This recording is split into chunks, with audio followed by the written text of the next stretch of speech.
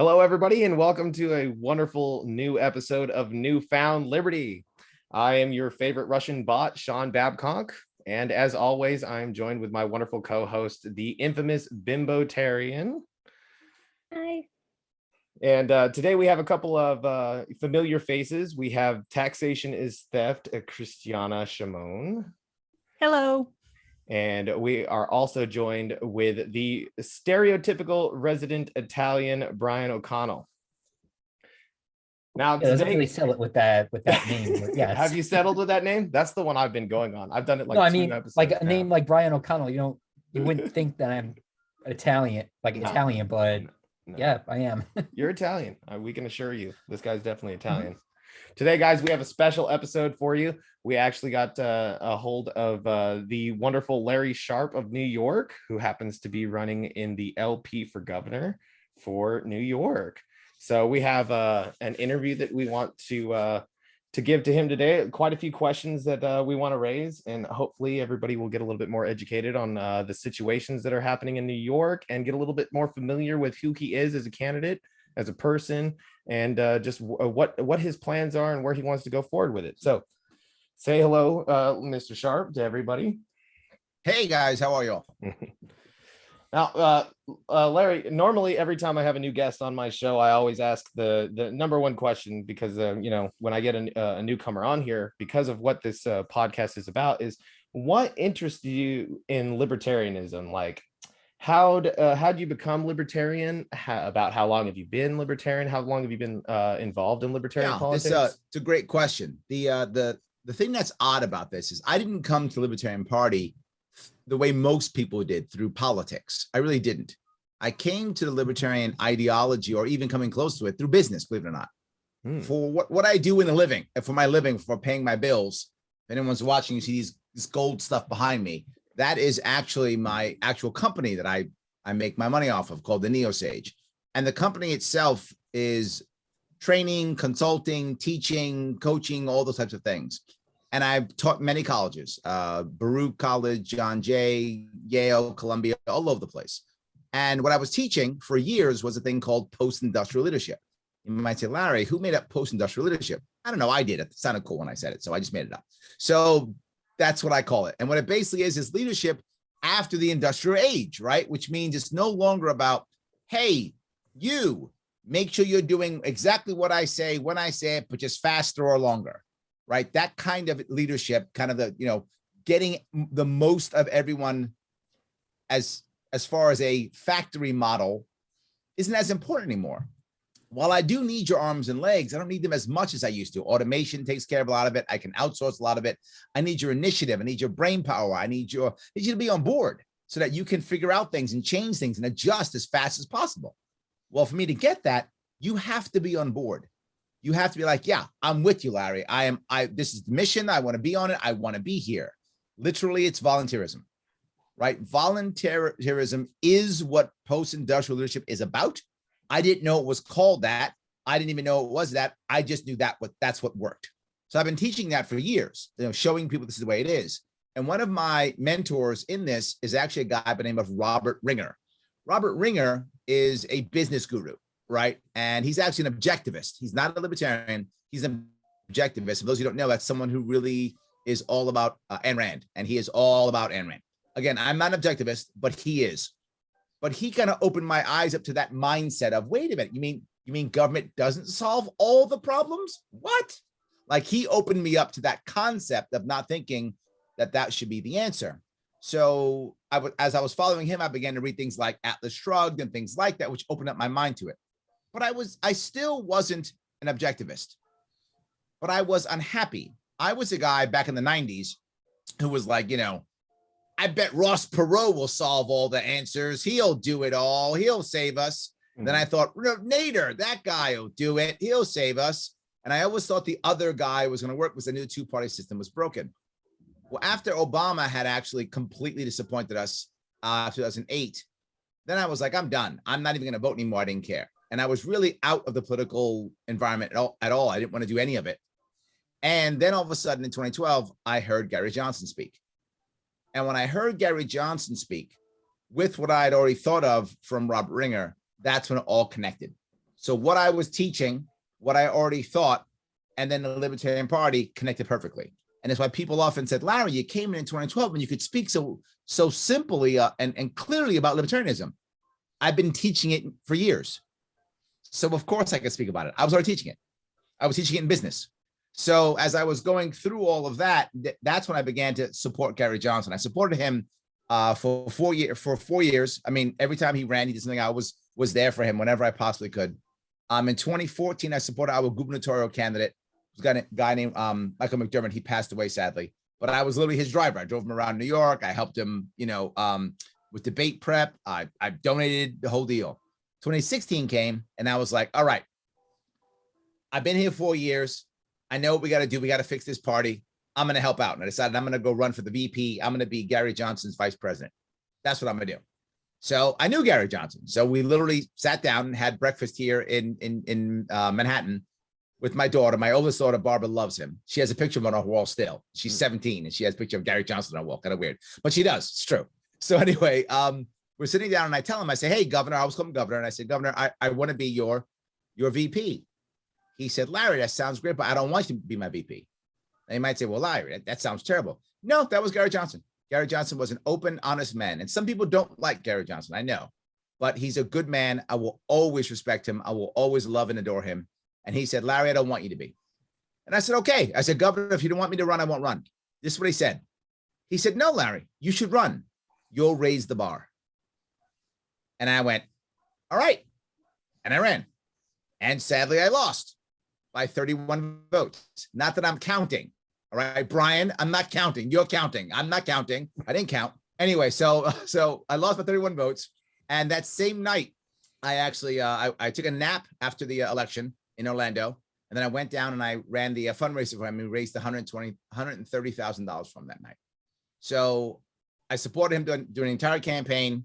I stood in for him for interviews and such, because I live in New York City. Mm-hmm. So he couldn't always make it to the stuff. So they have me show up and I do the interview for him.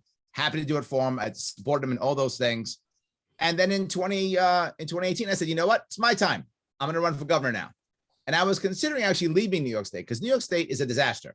New York State is a beautiful, wonderful state. If anyone ever wants to come visit here or lives here and you know it, it is an amazing state. Anything you want is in this state. Biggest city, amazing falls, amazing rivers, awesome mountains, skiing, farmland, Broadway, New York Yankees, classical music, whatever's your thing, New York State's got it. The problem is our government is so broken, it's oppressive and it breaks up families. Our government's a disaster. If you fix our government, New York State's the best state in the union. With our government, it's the worst. That's how bad my state is. But I realized I was going to pack up and leave, and I was going to go to North Carolina. Because for what I do for a living, I have to have a big city for me to do what I do. So I was going to go by Charlotte because Charlotte's a big city. I thought, all right, now I can go to Charlotte. I'll be fine. I could sell my shoebox of a house in Queens and buy a mansion in North Carolina, still have money to spare, and still pay less taxes. So instead of me moving, I'm stupid. I got angry. I thought, all right, I'm going to go get angry. I'm going to go run for governor. It's my turn. I'm going to fix New York. That did not end up the way I wanted it to. That did not go as planned. I did not win the election, and I did not become governor of New York and fix New York. But doing that actually made me understand how the game's played. We did a really good job. We raised $500,000 for the campaign. We ran for a year and a half. We got 100,000 votes. We got ballot access for the party we'd never had in New York State ever. I ran the largest, longest non-presidential candidate in Libertarian history. And I was happy. Got on all the cool podcasts, got on Dave Rubin, got on Glenn Beck, got on Joe Rogan, did all those cool things that none of the other cool Libertarian guys had gotten at that point. So it was a great campaign. But in the end, we got our butt kicked in the end. It's fine. I still traveled the state again the next year, and we got 103 local Libertarians elected. What I always say is when it comes to Libertarians, it's not whether we should do down ticket or up ticket. We should do both. Top of the ticket has the best chance for press, but least chance for victory. Bottom of the ticket has the best chance for victory, but least chance for press. So the top of the ticket brings the press to the bottom of the ticket. We start winning. That's what I did. So in 2018, I'd lose, but the press knows who I am. So now I travel the state in 2019 to support all the local candidates running, bringing the press to them. We get 103 victories. We go from 0 Libertarians to 103 in 1 year. That's New York fantastic. State says, yes, New York State goes, what?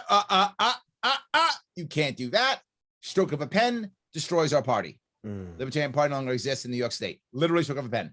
Boop. Everything I did, completely undone. Gone. People say, Larry, why didn't you run in 2020? I didn't run in 2020 for several reasons. One, I only run when I think I can make impact. I've only run one time, and the one time I ran, I made impact. I do believe there is such thing as donor burnout, volunteer burnout, activist burnout. I am not a fan of running a lot of Libertarian candidates, and people think I'm crazy when I say it. I think it's a terrible idea. We should run fewer candidates with larger teams, more donor base, better campaigns.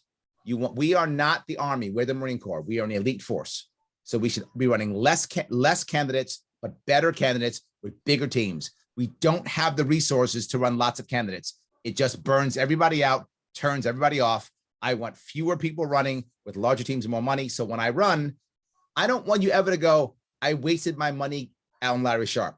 When you're always going, I'm so glad I put money behind Larry Sharpe. That guy's an animal. That guy does not stop. That guy, I gave that guy $50 and he wouldn't stop going. It was the best $50 I ever spent.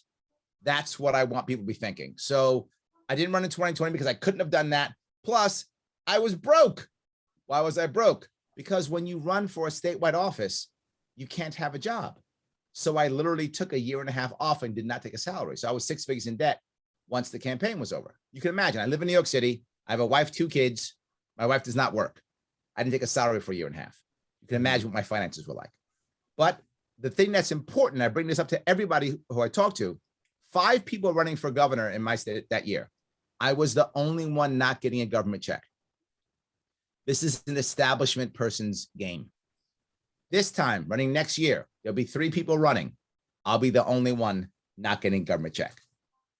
Again, I stopped working again 3 weeks ago. My last work was 3 weeks ago. I will go another year without working. So I had to save up my money so I could do it again. So I'll go another year without working. But I do this because I want people to take running for office seriously.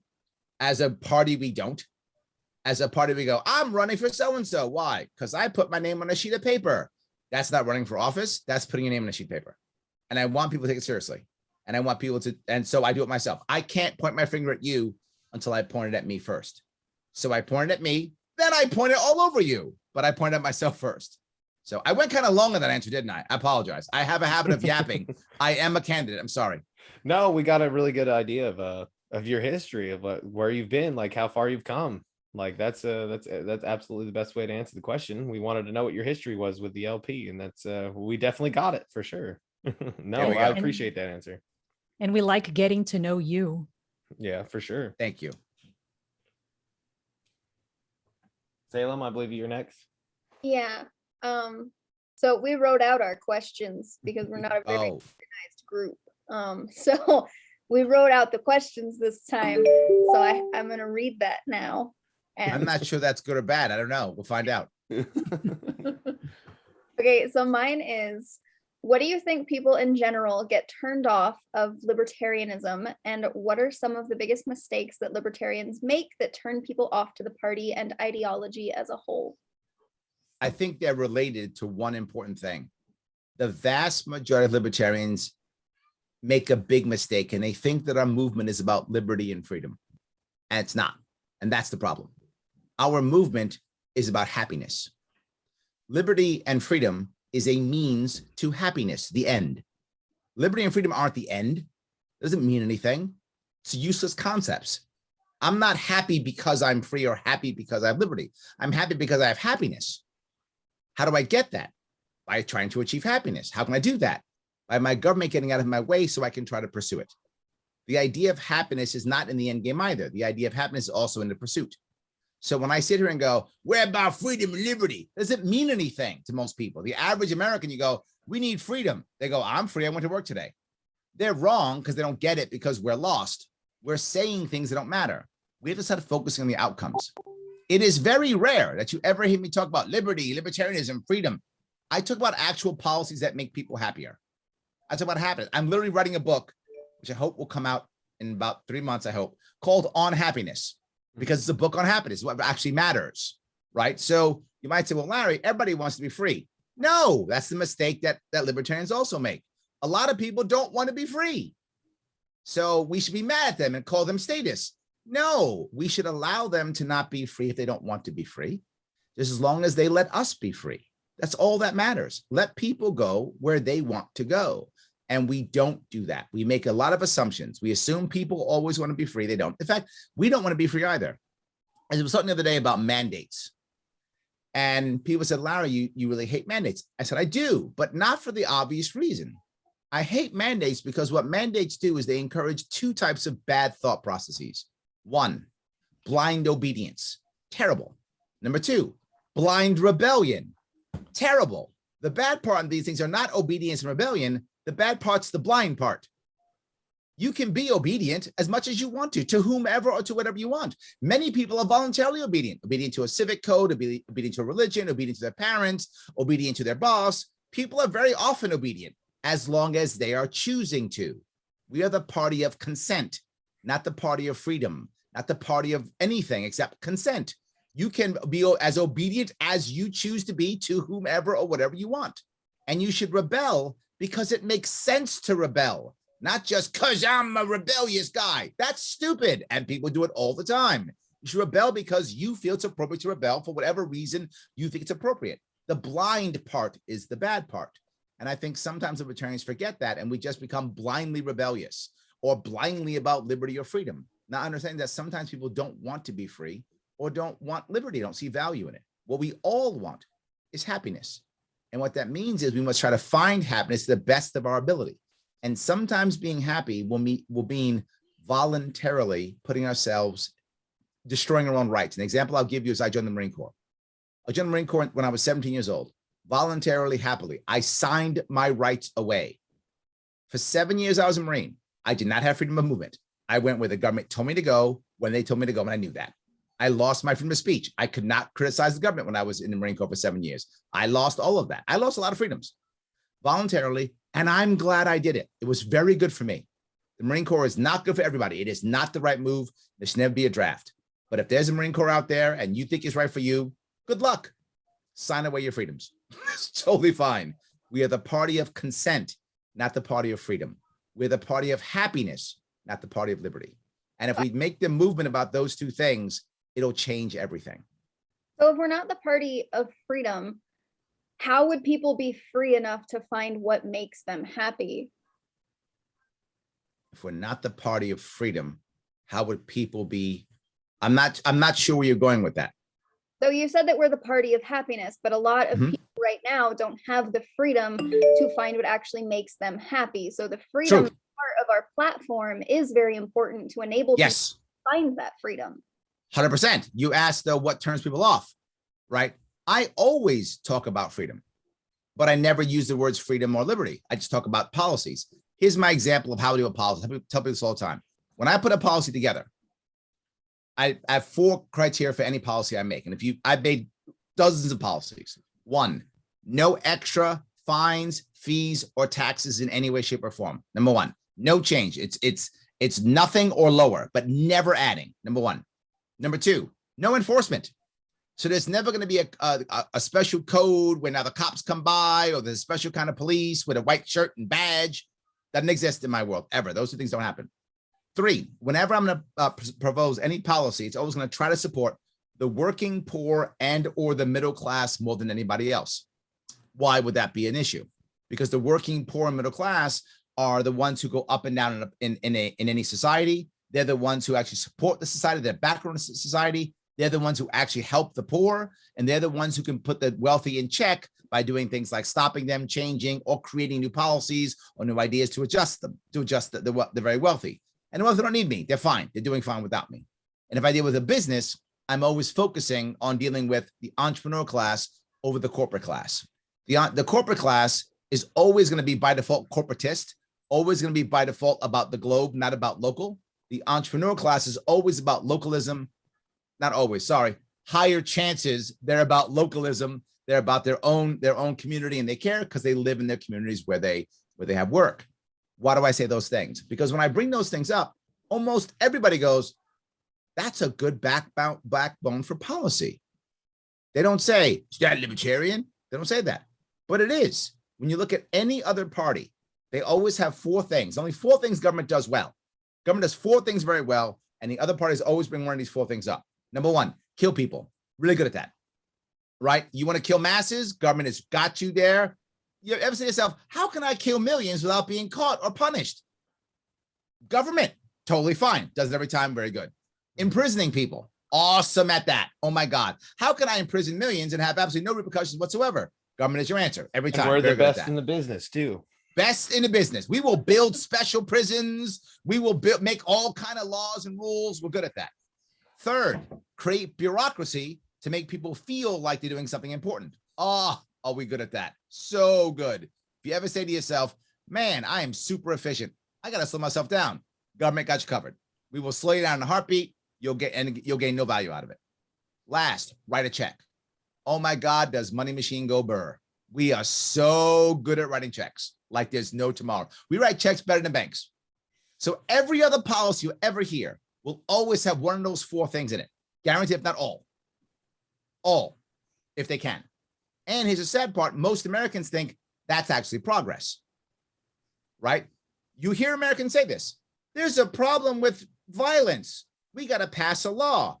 Not we have to change the environment so there is no black market.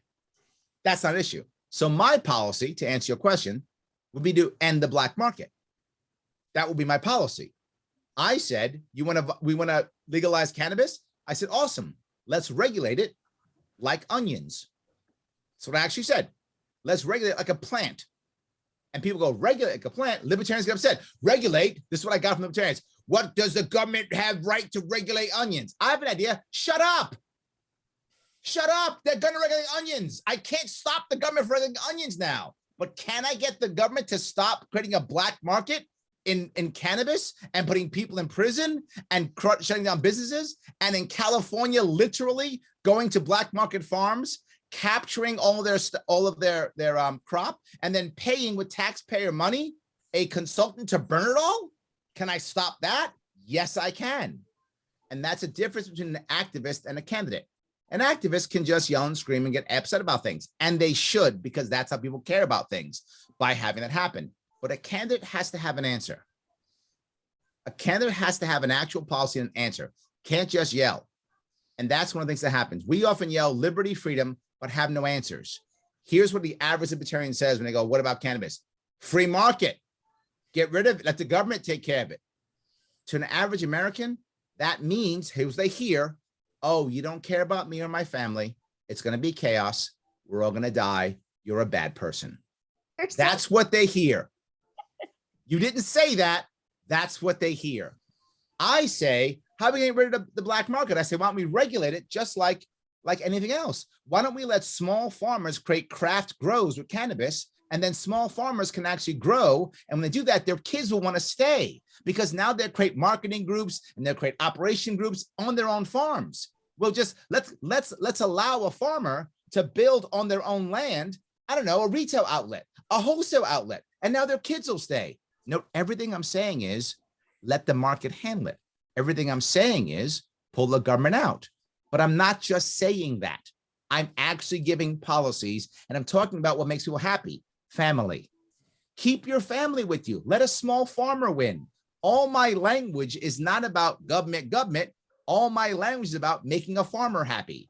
Then I say, what about the older woman that I meet all the time when I'm outside campaigning, and she says, I have chronic pain. Let that woman who is not wealthy, who now is on a fixed income, grow her medicine in her backyard. Let her feel better, not have chronic pain, and spend more time with her family and her friends. Everything I just said is libertarian. Yet I didn't use one bit of rhetoric. I didn't talk about freedom or liberty. What I said is, here's how we make people happy. I was talking about cannabis. I didn't even mention getting high. Not once. That's how you make people go, wow, that makes sense. I'm with that guy. So I'm sorry, I didn't mean to go too long. I always go too long. But my point was, we spend too much time talking about rhetoric and how bad government is, instead of saying, hey, let's show you ways of growing without growing government. I'm always about building community. I talk about community all the time. Community matters tremendously. So we talk about that. People will say, you know what, I'm in. I agree that Larry? that's definitely particularly important from a candidate's perspective, especially if you're running. You need to be putting out something that you're going to do right now that'll change people's lives. That's the whole point of you getting elected. So that does make sense. Yeah, and I'm also really glad you brought up the black market. This morning, I was chatting with my husband about all the regulations that are currently in place of the market, and I told him the black market is the epitome of a market that is doing so well, and without all the regulations that businesses are forced to comply with. And your policies on deregulating the market, decreasing the size of the government without even mentioning the government.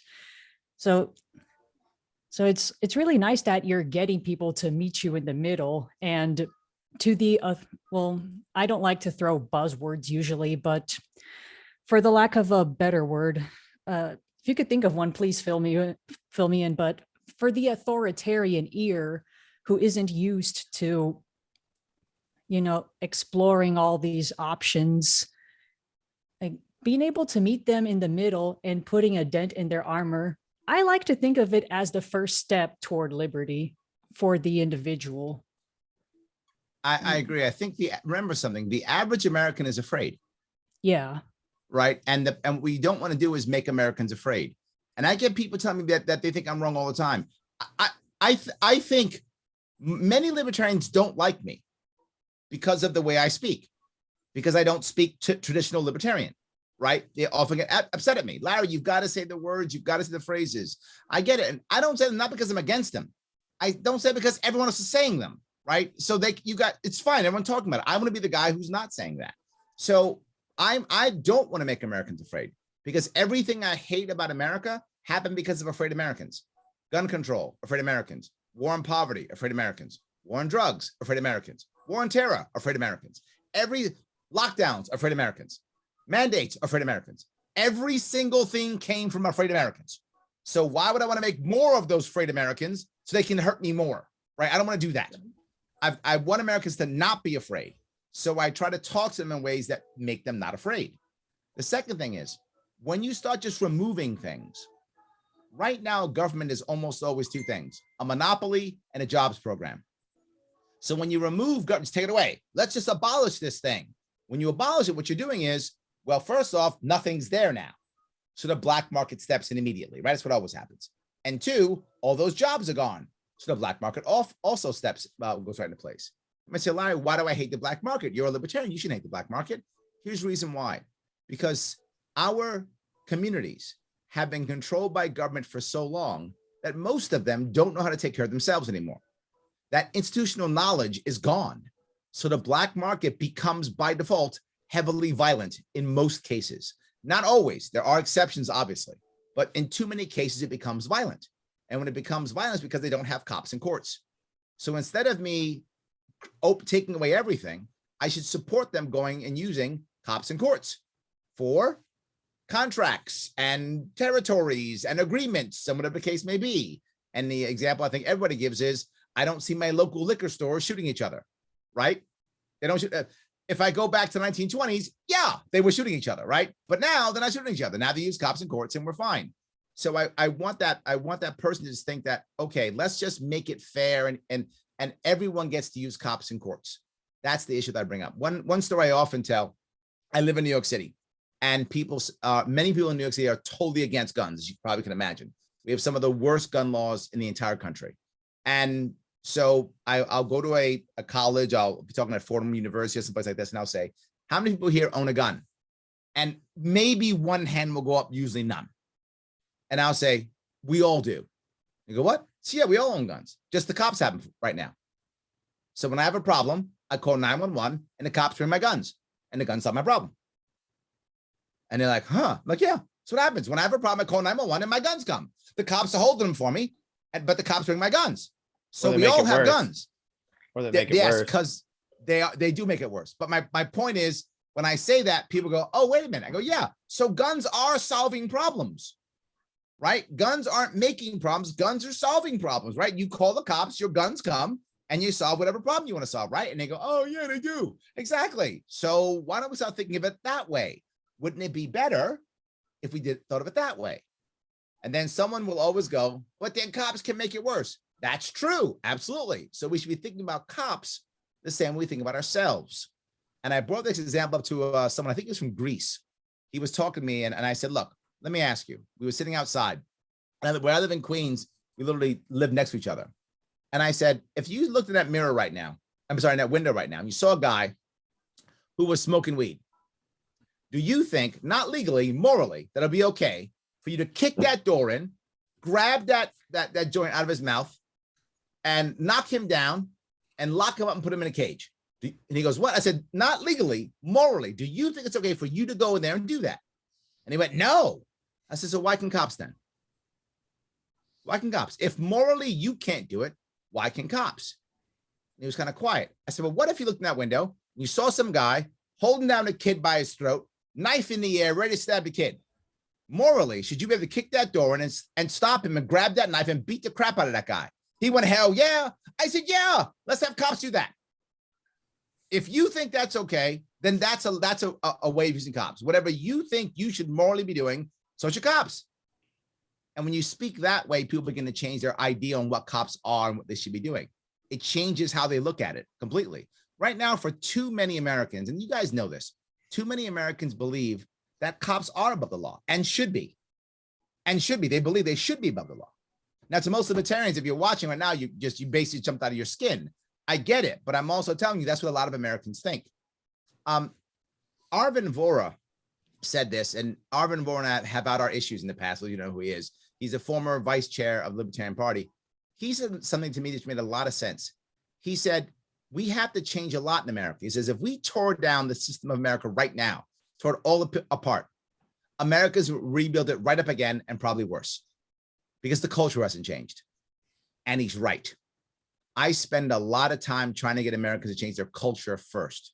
I want the culture to change. If the culture changes, then the government changes. Too many people look to government first for everything. They think the government is above them in some way, shape, or form. And they almost have a worship of the government and or the executive branch and or the cops or soldiers or whomever is run by the government. And if they believe it, how can we change it? My goal is to change culture more than anything else. And I'm not the end game of it. I'm the recruiter, right? I don't get someone to ANCAP. That's not what I do. I don't get someone to anarchist. I don't do that. That's not my role in this movement, if that makes any sense. My role in this movement is to get the normie to go, huh. And it's your job to grab them and say, thank you, recruiter. I'm going to bring them to boot camp now. I'm now going to make them libertarian. That's your job, not mine. Mine is to bring them just to this level. Your job is to finish the job. So that's how I see it. So I'm not going to take that job because I'm a bit aggressive. So we get preach non-aggression if we're just going to aggressively bring people down that rabbit hole. That's for sure. Okay. But there's value to this too. I got to be forward about this. People want me to be angry at the aggressive people, to be angry at ANCAPs, to be angry at anarchists. If you talk to mainstream candidates, many of them can't stand the ANCAPs and the anarchists in their party.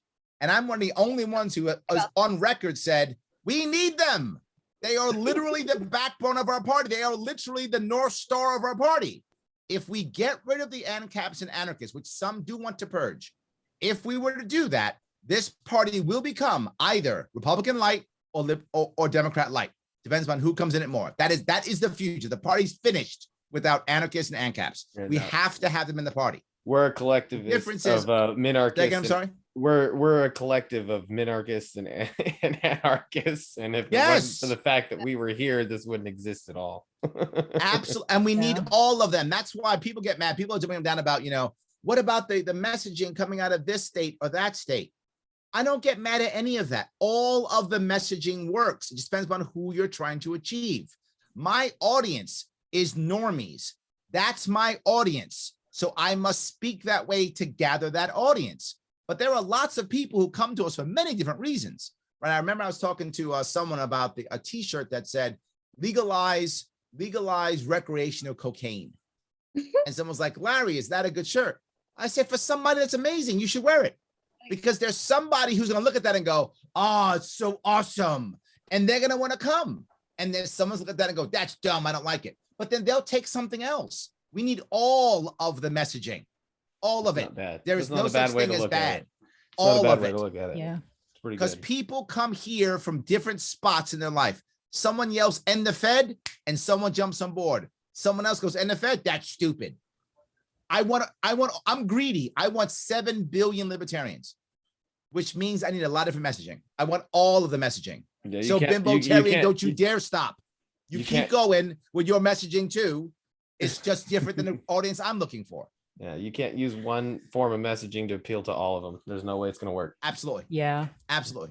And also, Larry, like I'm glad you mentioned that. Like I'm so glad that you mentioned your solutions and you're denting the normies armor.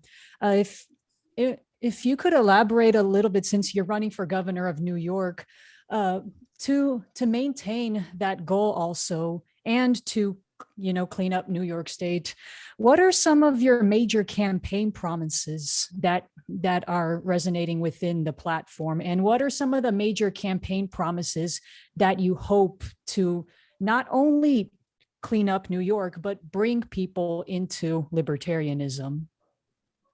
The sad part is I could literally spend 7 hours on this. And when I say 7 hours, I'm not even exaggerating.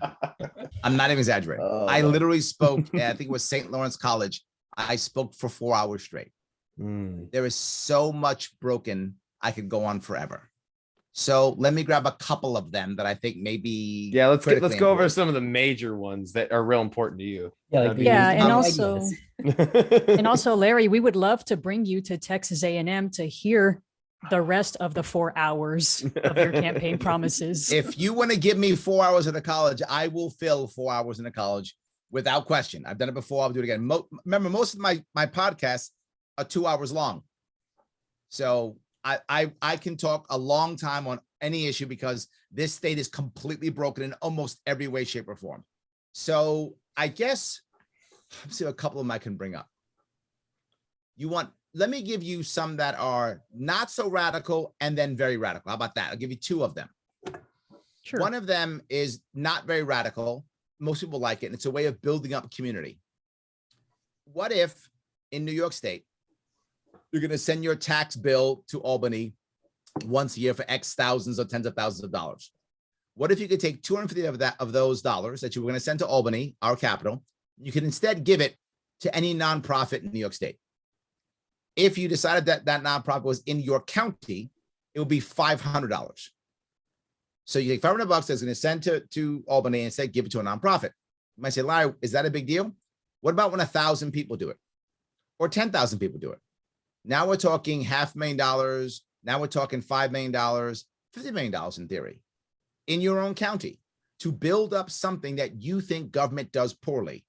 So you think government has bad childcare, government doesn't fix the roads right, government doesn't do whatever. You can now support a nonprofit in your local community and begin to build that out and give it a chance. Now people say, well, that sounds great. Yeah. What happens if that nonprofit fixes the roads or is a healthcare facility or a childcare facility or a retirement home, whatever it is, whatever you think you need? What if they're bad at what they do? Well, it's okay. The government's still there. You can still go to your safety net's still there if you want to use it. Or guess what else happens? If they're bad, you don't give them money and they go under. What if the government option's bad? They get more money. So the reward for the government being bad is more money. The reward for the private sector being bad is it goes under. But eventually that private sector will have to do something well. And when it does, it'll get more money. So one of 2 things happens. The government has to get better, or the government option goes away because community has stepped up to solve that problem. So it's a way of getting community to step up and solve a problem. That is a non-controversial one. Was that okay? Sure. Be controversial. Say again? I said be controversial. Now the controversial one. I'm going to give you both, right? That was a simple one that most people like and enjoy, and it helps build up community. And I rarely get any pushback on that. People love that. That's my nice normie one. Now let me give you a more radical one. Our budget is completely broken. Our budget has gone from $190 billion to $220 billion, while we've lost 500,000 people out of my state.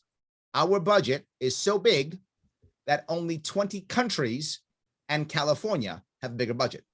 There are about 193 countries on the planet. So 173 countries have a smaller budget than New York State. That's how big our budget is. Florida has more people than us and half our budget. That's how bloated and broken we are. And they have no state income tax, and we do. So here's the controversial one. I'm going to create a New York State currency, either based upon gold or based upon cryptocurrency. I haven't figured out yet. The team is figuring this out now, what makes the most sense. The problem with gold is New York State doesn't have much gold, because in New York State, we're so awesome. We have a law that states if you find gold in New York State owns it. Wonder why there's no gold mines in New York State. Wow, what a wonderful gold, Isn't that awesome? policy. Yeah, so great. Like, I keep telling you how broken my state is. Yet another example of how so broken the my name state of is. that So, that yes. song comes to mind. Come on, take the money and run. Yes, absolutely. Get So across if I borders. if I create this currency, which Utah already has, and I think South Dakota already has their own currency, so we can create that as long as it doesn't cross a border. It's legal. It can be done. If we create this currency, the problem with the currency is, why does anybody use the currency? They use dollars. Why would you use currency? Because I'm going to use this currency to pay for everything education in my state. Period. New York State spends about $28,000 per kid, which is the highest in the entire nation, and we rank at best 27th out of 50. Often 37th or 38th out of 50. So we spend the most money and get terrible results. I know, shocker for government. So in any case, we make that becomes a currency. Once that happens, I start paying for it in that currency. So you want your salaries get paid for that. You want to sell books to New York State, that gets done that way. All that has to happen in that currency. It's called the Yorkie. You get it all in Yorkies. That's what you get. Me a So you might dog. say again? Remind me of a dog the entire time. She's gonna think of a Yorkie dog. That's the point. I hope you do. That'd be awesome. We're gonna put a little Yorkie face on it. It'd be cute as hell. It's cute money. That would I would move to New York just to use that money. See that? That's what I'm bringing people back already. Look at that. Already I'm winning. As long as Already I'm winning. it has to have the dog. If it doesn't, I'm out. I'm in. I'll do it I just gotta for you. push. You got to move though. He's gonna You make gotta move. sure that there's a dog on that friggin' currency. 100%. Deal. Yeah. 100%. Yes. He's gonna come back So to you now- and be like, I have your currency here. Here's the dog. Here we go. Exactly right. I'm calling you up and saying, let's go. So once we do that, what winds up happening is that takes about 60 to 70 billion dollars off of our budget right away, which puts it down to about 150 billion dollars or so, which is still terrible, but it's something else. Once we start paying for it, all federal government monies go away. All the federal strings are no longer attached. All the state strings are no longer attached. All the strings are unattached. I've just allowed localism in my school district by default. I've also just ensured that if I just send the money out of Albany directly, $18,000 to $19,000 in Yorkies to each kid, the money follows the kid by default. Because as the districts get the money, the money follows the kid. But I'm still not done. You create a 4,000 Yorkie credit for those people who want to either homeschool and or go to private school. So now I've assisted in private schools and homeschooling on top of it.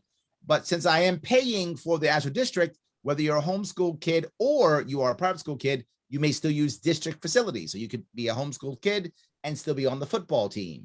Homeschool kid, still be in the math club, whatever the case may be. So I can still encourage community while still allowing individualism. The goal of any good organization should be diversity of thought with unity of purpose.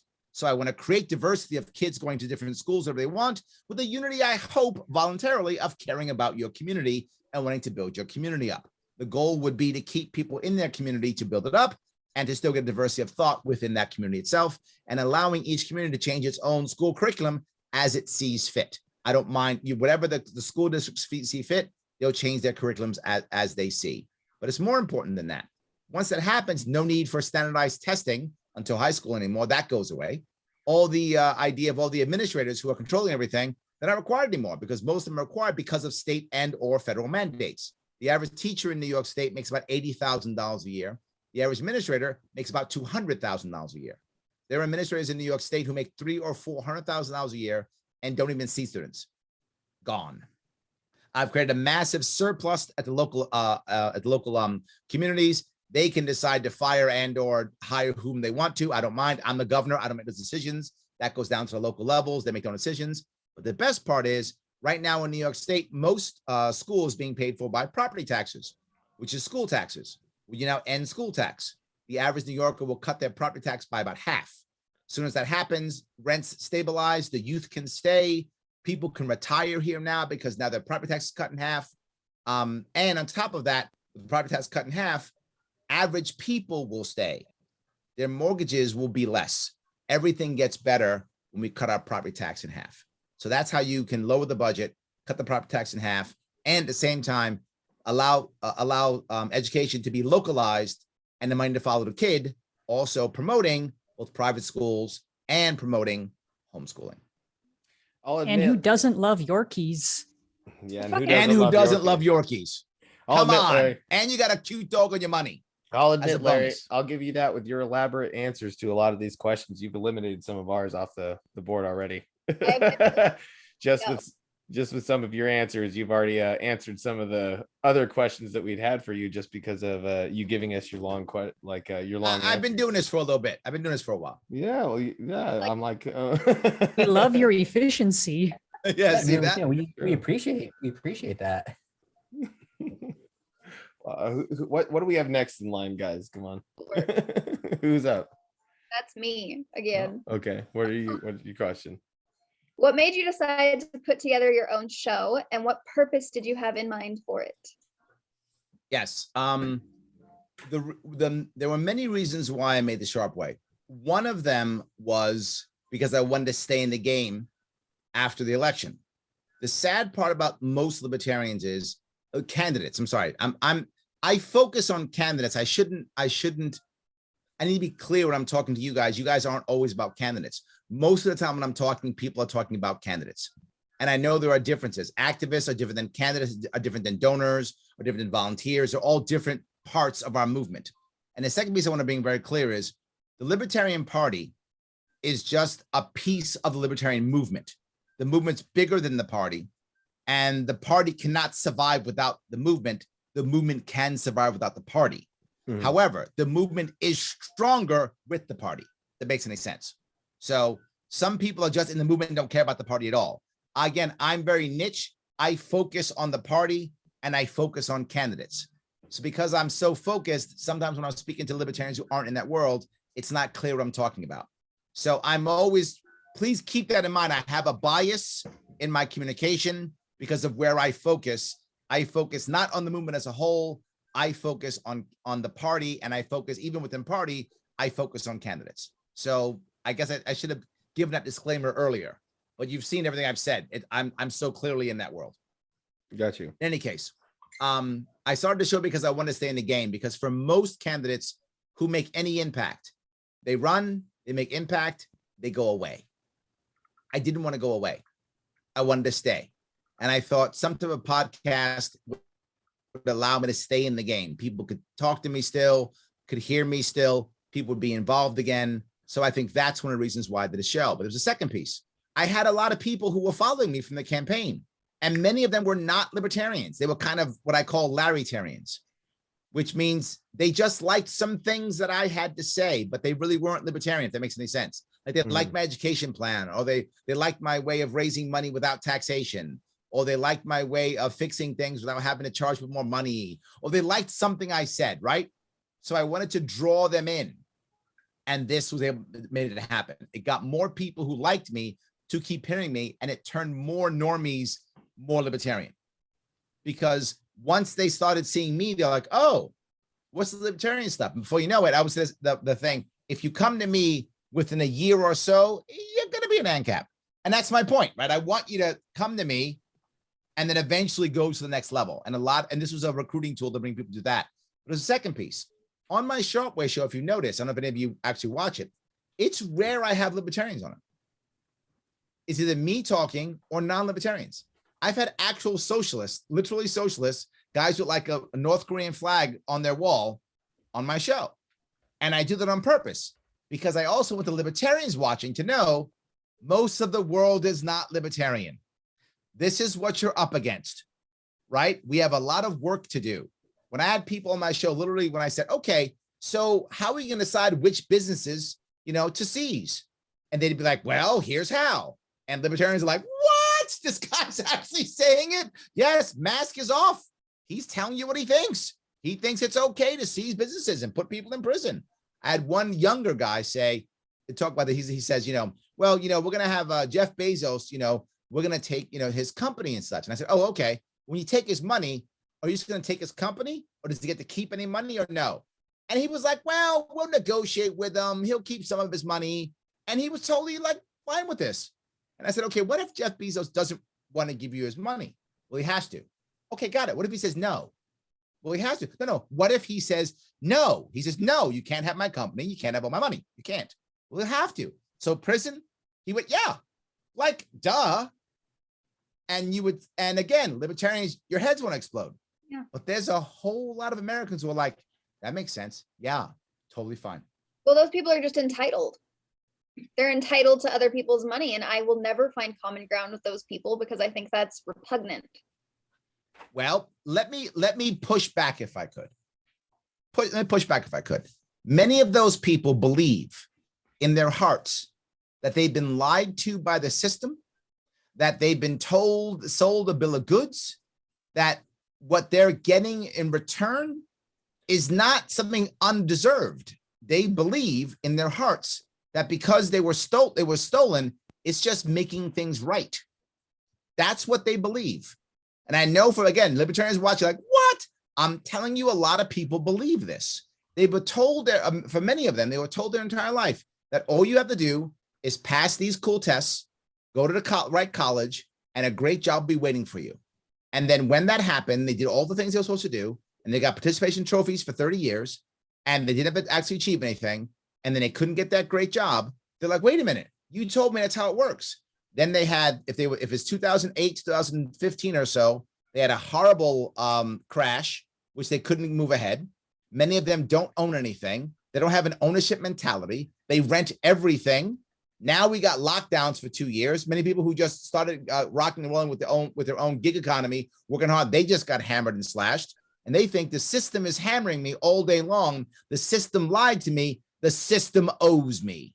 That's how many of them feel. So I think in some cases you're right, but I would ask you to at least try to think about where they might be coming from. I understand where they're coming from, but in my head, that doesn't make any sense because for me personally, if I felt like the system fucked me over, why in turn would I then put my trust in the system to rectify a situation they created? That's just insane. So what is your alternative then? If you're them? I don't know, just don't feel entitled to other people's shit. That's easy for you to say, but for them, how do they feel? I'm not them, so I can't put myself in their shoes. I understand where exactly. And you can be upset at them if you want to, and I get it. I am too. I'm not upset. I don't hate them. Like I have a lot of fucking You just said they're repugnant. Yeah, repugnant. There's a lot of people I find repugnant that I don't hate. My child has a turtle. I hate turtles. I think turtles are disgusting, but I still take care of it and feed it. So now you think they're just pets. Okay. Yeah. Yeah. All I'm saying is you can feel that way. You absolutely have every right to. I get it. My worry is there are a whole lot more of them than there are us, and they vote our rights away every single year. And we have a couple of options. We can be angry at them and do nothing, and they just keep voting our rights away. We can try violence. I'm not up for that one, but some people are. I'm not up for that one. Or the other thing is we can convert them. That's what I do. I've chosen conversion. That's my option. But every option is right. You should do what you feel is best. My choice is conversion. See, I don't have an issue with like the libertarian socialists because they're voluntarists at their core. Like I am not a socialist. I think it's absolutely asinine. But the libertarian socialists, I don't have any issue with because they don't want to push it on anyone else. Yep. So I don't care if people feel a certain way, but once you start to push it on others and like pass legislation so that it happens to other people, that's what I find repugnant. I'm agreeing with you. No argument. All I'm saying is with that in mind, what is our option? Accept them destroying us, violence, or conversion. I pick conversion. Well, yeah, violence is never, I'm not a huge fan of violence. Also, I'm like 5'2", so I'm not very intimidating. But I don't yeah, know. look. I don't think I agree with you on that, Salem. And I'm guns pretty... can be a really good equalizer, is all I'm saying. They can be Okay. a real good All equalizer. right. To be fair, for all of our listeners, if they've seen a single episode with Salem on here, they know that she's incredibly intimidating. I am not. I don't care how tall you are. You are incredibly intimidating.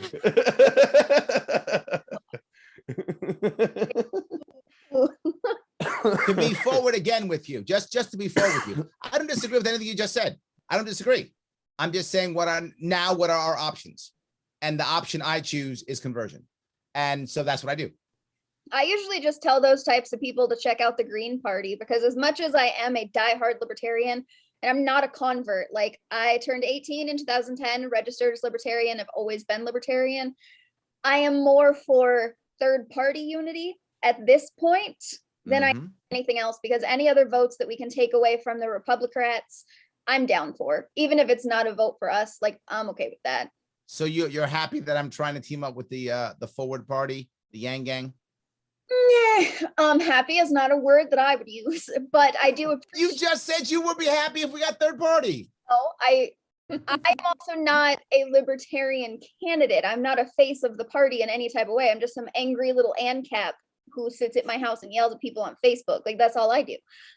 But I appreciate. Don't put yourself down. You're valuable too, just like all the rest of us. Well, she's like the most prestigious and infamous member of this podcast. So here we go. See that? I'm like, you're more heavy than you just thought. You are not just somebody who argues with people on Facebook. Like, I appreciate what you're doing with like trying to get the third parties together. I appreciate that. But when it comes to like actually trying to get these people who don't align with the platform into the Libertarian Party, I do kind of feel like that is watering down the platform a little bit. So yeah, that's how I feel. I'm sorry. Well, could we find a way to where the person doesn't have to be libertarian? They could still be green or Democrat, Republican, or independent or whatever, but they could just sometimes vote libertarian. Yeah, I'd be okay with that. like I mean, That's what I'm trying to achieve. true, That's what true, I'm trying to achieve. Yes. true. But when candidates do, sorry, I'm gonna have to step in here. Sometimes I've heard libertarian candidates, they've compromised the core belief of libertarian principles on some of their campaigns.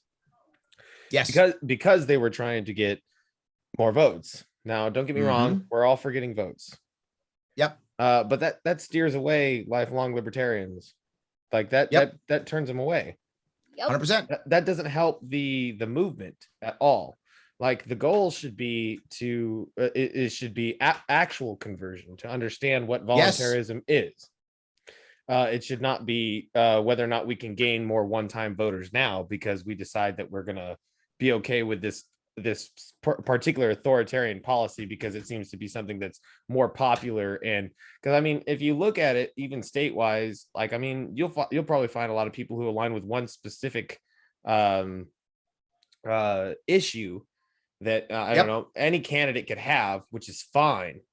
But I mean, with libertarianism in general, like, yeah, if you compromise that for one issue, then there are more voters in ratio to what you have, even if they exist, libertarian registered, because a lot of the times we're not even recognized as a party. That's correct. But people who are actually libertarians, like, are totally not okay with that. And yeah, sometimes of the populist wave, and their liking to a specific policy outnumbers even just libertarians in general. So you could go with the issue and decide that you're going to back that issue just to gain more votes that way, but that turns away from like what we're all about here, and volunteerism is what we're about. But what you're saying, what I'm hearing from you, and tell me if I'm wrong here, is that you're saying I should, or any candidate, me included, would be watering down the message if you accepted a policy that was non-libertarian. Is that what I'm getting at? No, I'm saying that if the core, because you had said yourself that the goal here is conversion. So we want to convert more people to libertarian ideas, right? Yes. I don't feel that trying to gain one-time voters by being in line with a policy that's definitely not libertarian. But let me touch this if I could. Did you hear anything I said that was not in line with libertarian policies? I mean, so far everything that you'd said, have been Correct. in a So way. here is my goal in policy. I gave you my 4 criteria. I never break those 4 criteria. But there's something else I don't do when, as a politician, as a candidate, I use the words of my audience. Like I said, regulate cannabis like onions. Regulate is what makes normies feel good and safe. But I said like onions, which is virtually no regulation. Yes. So I basically deregulated cannabis, but I didn't go, we got to deregulate. The second the left hears deregulate, they immediately say, you're a Republican conservative. I can't talk to you. I shut you off. I don't listen to you. So I basically said deregulate cannabis. You're right. That's a But I talking use the point. phrase, That's a talking point. regulate word like for the onions. leftists. Yes, absolutely. Yeah, it's So basically you also don't hear me say free market. What I say is consumer driven. It's the same thing. Yes. Yeah, it's Larry, I the- love that you said consumer driven. That's actually the common ground that my left authoritarian brother and I come Bingo. to agreement to. Yes. You can't, if you tell a left up there, you tell a left anything, but any establishment left person, free market, they don't hear you. It doesn't matter what you said, because when they hear free market, when you say free market, they hear big business crushes me. Yeah. Say Yeah. lots. That's what they hear when you say I that even phrase. I even mentioned the aspects of laissez-faire. Like people look at me like they want to gut me like a pig. Yes. I'm like, what are you Yes. talking about? Like, they're just like, Yeah, I just free wanna market stab you right now. capitalism, they want to gut you. But when you say Yes. consumer driven, they will agree. 100%. So to your point, I am changing my language, but everything I do points everyone in direction of freedom. I don't believe, to be forward, I really believe that the only way we save this country is through a third party, and that third party has to be libertarian, because it's the only party where you can still be liberal or conservative as long as you don't use force and you can still get along with people. The problem is the country is very quickly marching towards oligarchy / dictatorship.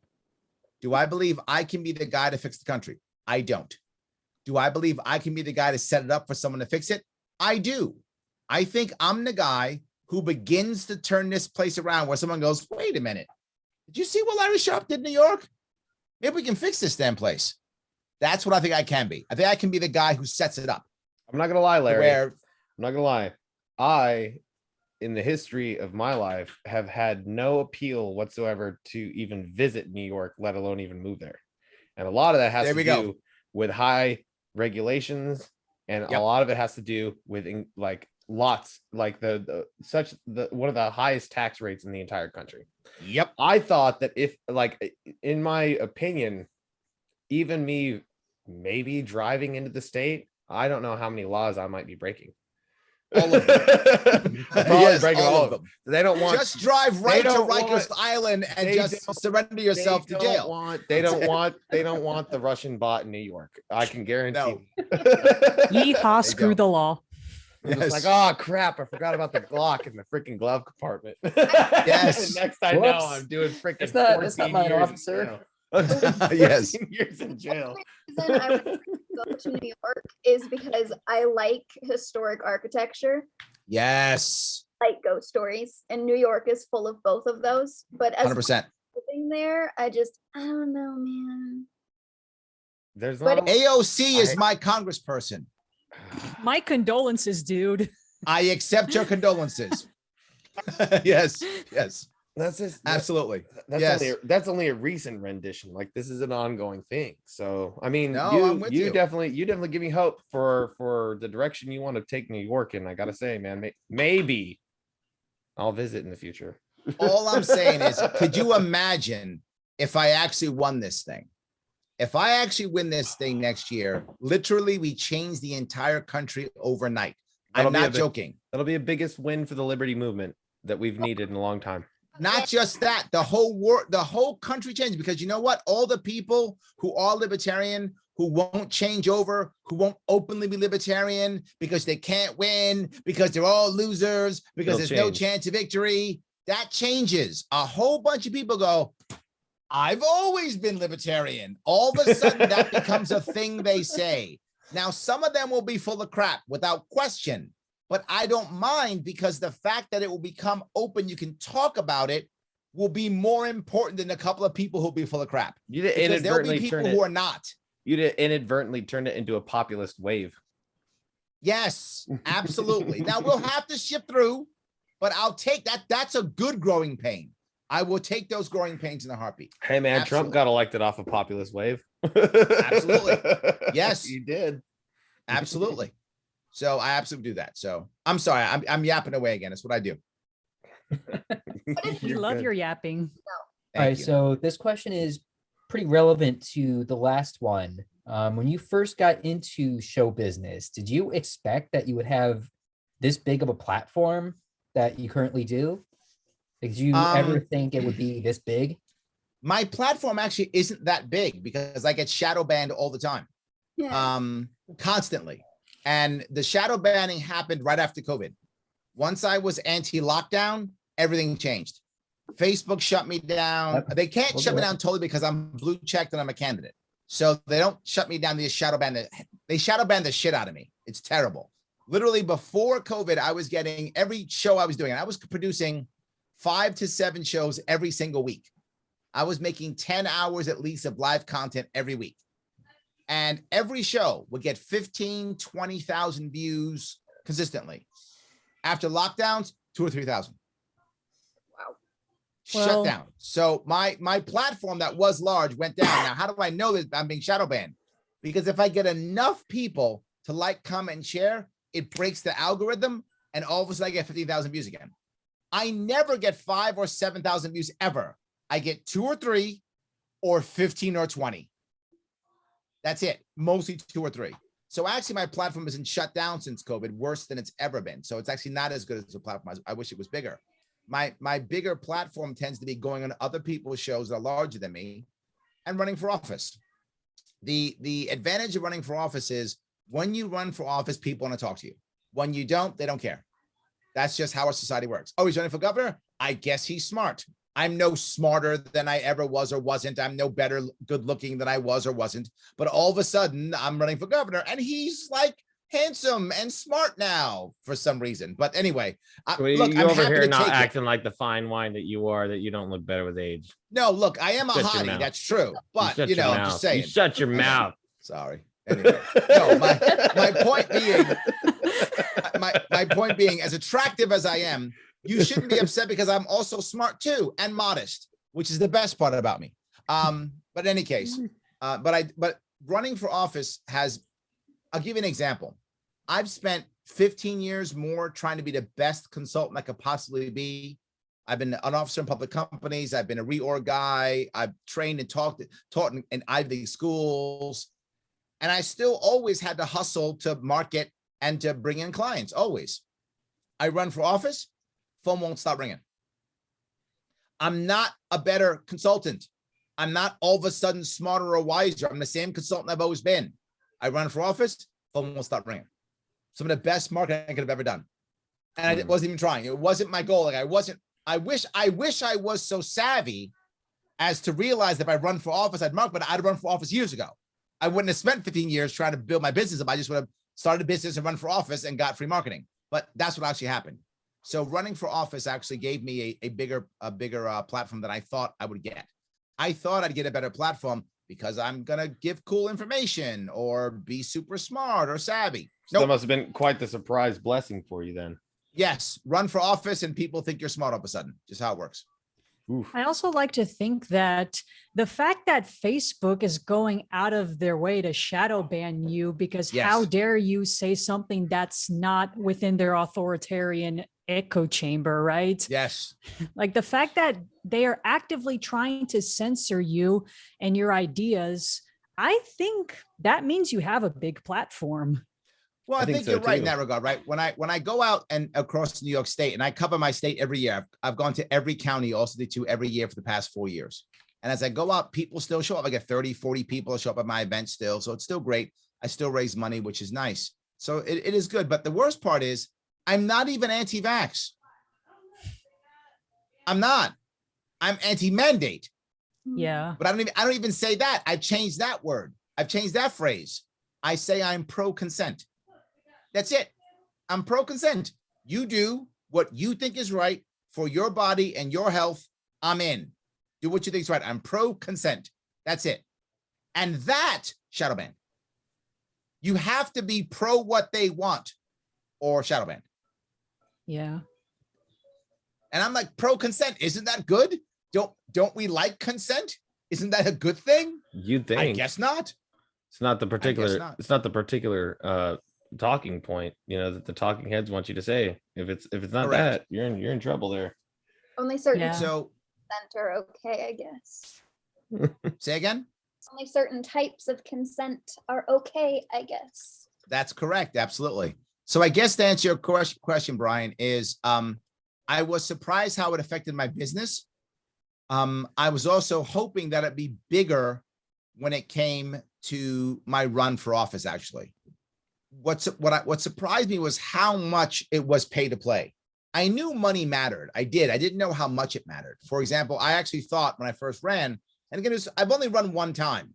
And the one time I ran, I used a team that was inexperienced as I was, and we made mistakes and we did things that were ignorant, but we tried our best and we did pretty good. I mean, we did good for who we were and for the amount of experience we had. So one thing I thought is, well, look, I'm officially the candidate. I'm raising money. I'm running a real campaign. The press will cover me. They didn't. So we literally asked them, why aren't you covering me? Right? Why? And they called up and they said, they're very forward. You don't buy ads. Buy ads, we'll cover you. You don't buy ads, we don't cover you. Democrats, Republicans buy ads every year all the time. We always cover them. They always buy ads. And I'm like, oh, not I gotta buy necessarily with their own money either. never with their own money, always with someone else's. But doesn't matter. The newspaper doesn't care. Newspaper and radio station, TV station just cares to get paid. They don't care whose money it is, right? They get paid, they cover. And we tried this. We had a local guy in New York run in 2019, 2019. So we raised some money for him, about $10,000, and we did an ad campaign. Literally signed it to check. The sales rep says, let me introduce you to our political correspondent. Literal pay to play. Like as I get the check, here he goes. So I thought, okay, that's how the game is, but I get it. So then I said, well, it doesn't matter because I'll get covered in polls, right? I'm going to be on the ballot. I'm the official candidate, right? I'm running. I will get covered in polls. They wouldn't cover me. So we called them up. Why aren't you putting me in the polls? Guess what they said? You don't buy the poll. Buy the poll, put you in a poll. I said, okay, how much does the poll cost? $40,000. Jesus Christ. Jesus Christ. You got to buy a poll in order to be featured in one? Yes. And I say this all the time. So it's not like this is a secret. No one's suing me. No poll guys are suing me. I've been saying this for 4 years out loud to everyone who listen. And no one's mad at me. Like if this was a lie, I would have already been sued. Right? Already, I'd have been sued already. No, it's not a lie. It's totally true. You didn't have the missing contacts line behind the Facebook post or none of that fact checking shit that they go on there? Nothing. Not one. No Not missing one context. They're like, yes. No missing context. Because if the voter doesn't know that you're on the ballot so that they can vote for you, that's suppressing their vote. That's fucking voter suppression. Yep. Yes. Yeah, we saw a lot of that throughout Jorgensen's presidential run, like from not being featured in the polls to the Republican Party, attempting to sue the Libertarian Party. In any poll. Look, I'm totally biased on this. Biggest mistake Jorgensen made was not taking my team. My team was sitting there for 2018 waiting. She didn't want it. Biggest mistake, if you ask me. Oh, well, did she at least say a particular reason of why she didn't want it? I guess she already had her team, which is fine, but I think my team was better. I'm totally biased because they're my team, but I don't care. They're better. I feel like well, you know what, man, we're I gonna bring, think, we're gonna do our best, guys. Resources. FYI, if once this gets out there, because I know that Larry, when you share it, we're probably gonna get way more views because normally we get about 4 views. But we might get more. we might get more views now that I know that you're on our. Now that they know that you're on our podcast. When they do that somebody who's in touch with Joe Jorgensen, we'd like to bring her on next. So, yeah. If you anyone who's viewing, if you have contact with Dr. Jorgensen, please put us in touch. Yes, absolutely. You can contact any one of us. And then So- we might want to ask directly why she didn't go with Larry's team. Yes. And also, I who was- wouldn't want to join Larry's team? Larry's awesome. Yay! Yeah, I yay. definitely think everyone. But there's the biggest thing I'm doing now, right? This run that I'll have now for next year will also set up a team prepared for whoever runs in 2024. Well, I'm also Right. curious too, because the points you were making earlier about how because you don't always run, but you're running because you don't like the burnout. Now you're ready to run again. So I feel like you've learned from all your mistakes in the past. Yep. And now you're ready to do a whole run again because you didn't want to just run to like burn people out for donor, Yep. donor burnout, or activist burnout. Now you're Yep. ready to go again. So I feel like you're coming to the plate now. Serious. Oh, no doubt. We are already raising money. We are already building out our team. We've already got press already. Like I've already had newspapers. I've already done TV interviews. Already happening. It's already rocking and rolling. We do So- it. We actually have some really good questions too now for you. I think Christiana, are you next with the question? Yeah, and actually, this is directly related to what we're talking about, Larry. Like, in addition to all the cool stuff you're doing, you're a really busy guy, and this is not even accounting for the fact that, like, you're also working in your own business and you have a wife and 2 kids. What is your daily routine? My daily routine is, okay, I'll go before I started running or after. Once I start running, I can't work. So I no longer work. I'm not getting a salary. I would not get a salary for another year. So I don't work anymore. Well, let's talk about 20 the hours campaign, about running. 20 hours a week, I spend on the phone calling people. Usually 21, 22, 24 hours a week, 3 to 4 hours almost every day. I'm on the phone calling people. Most of the time it's calling grassroots people who have supported me in the past, getting them back on board again, because I need the grassroots people to get back out on board and start telling their friends and doing stuff. I'm not going to be able to raise all the money that the big boys raised, right? Not can't do it. Next thing I'm doing is creating content, which is stuff like this, right? And creating my own content, and also then creating content to ask for money from larger donors. I make a lot of large donor calls too. I raised $500,000 last time, and the average donation was about $85. So what I'm able to do is get a lot of people to give me a little bit of money, which is nice. But I also need heavy hitters to write big checks to me. And how I usually get to happen is if I get a big donor, you get matching funds. And people may not know why matching funds works.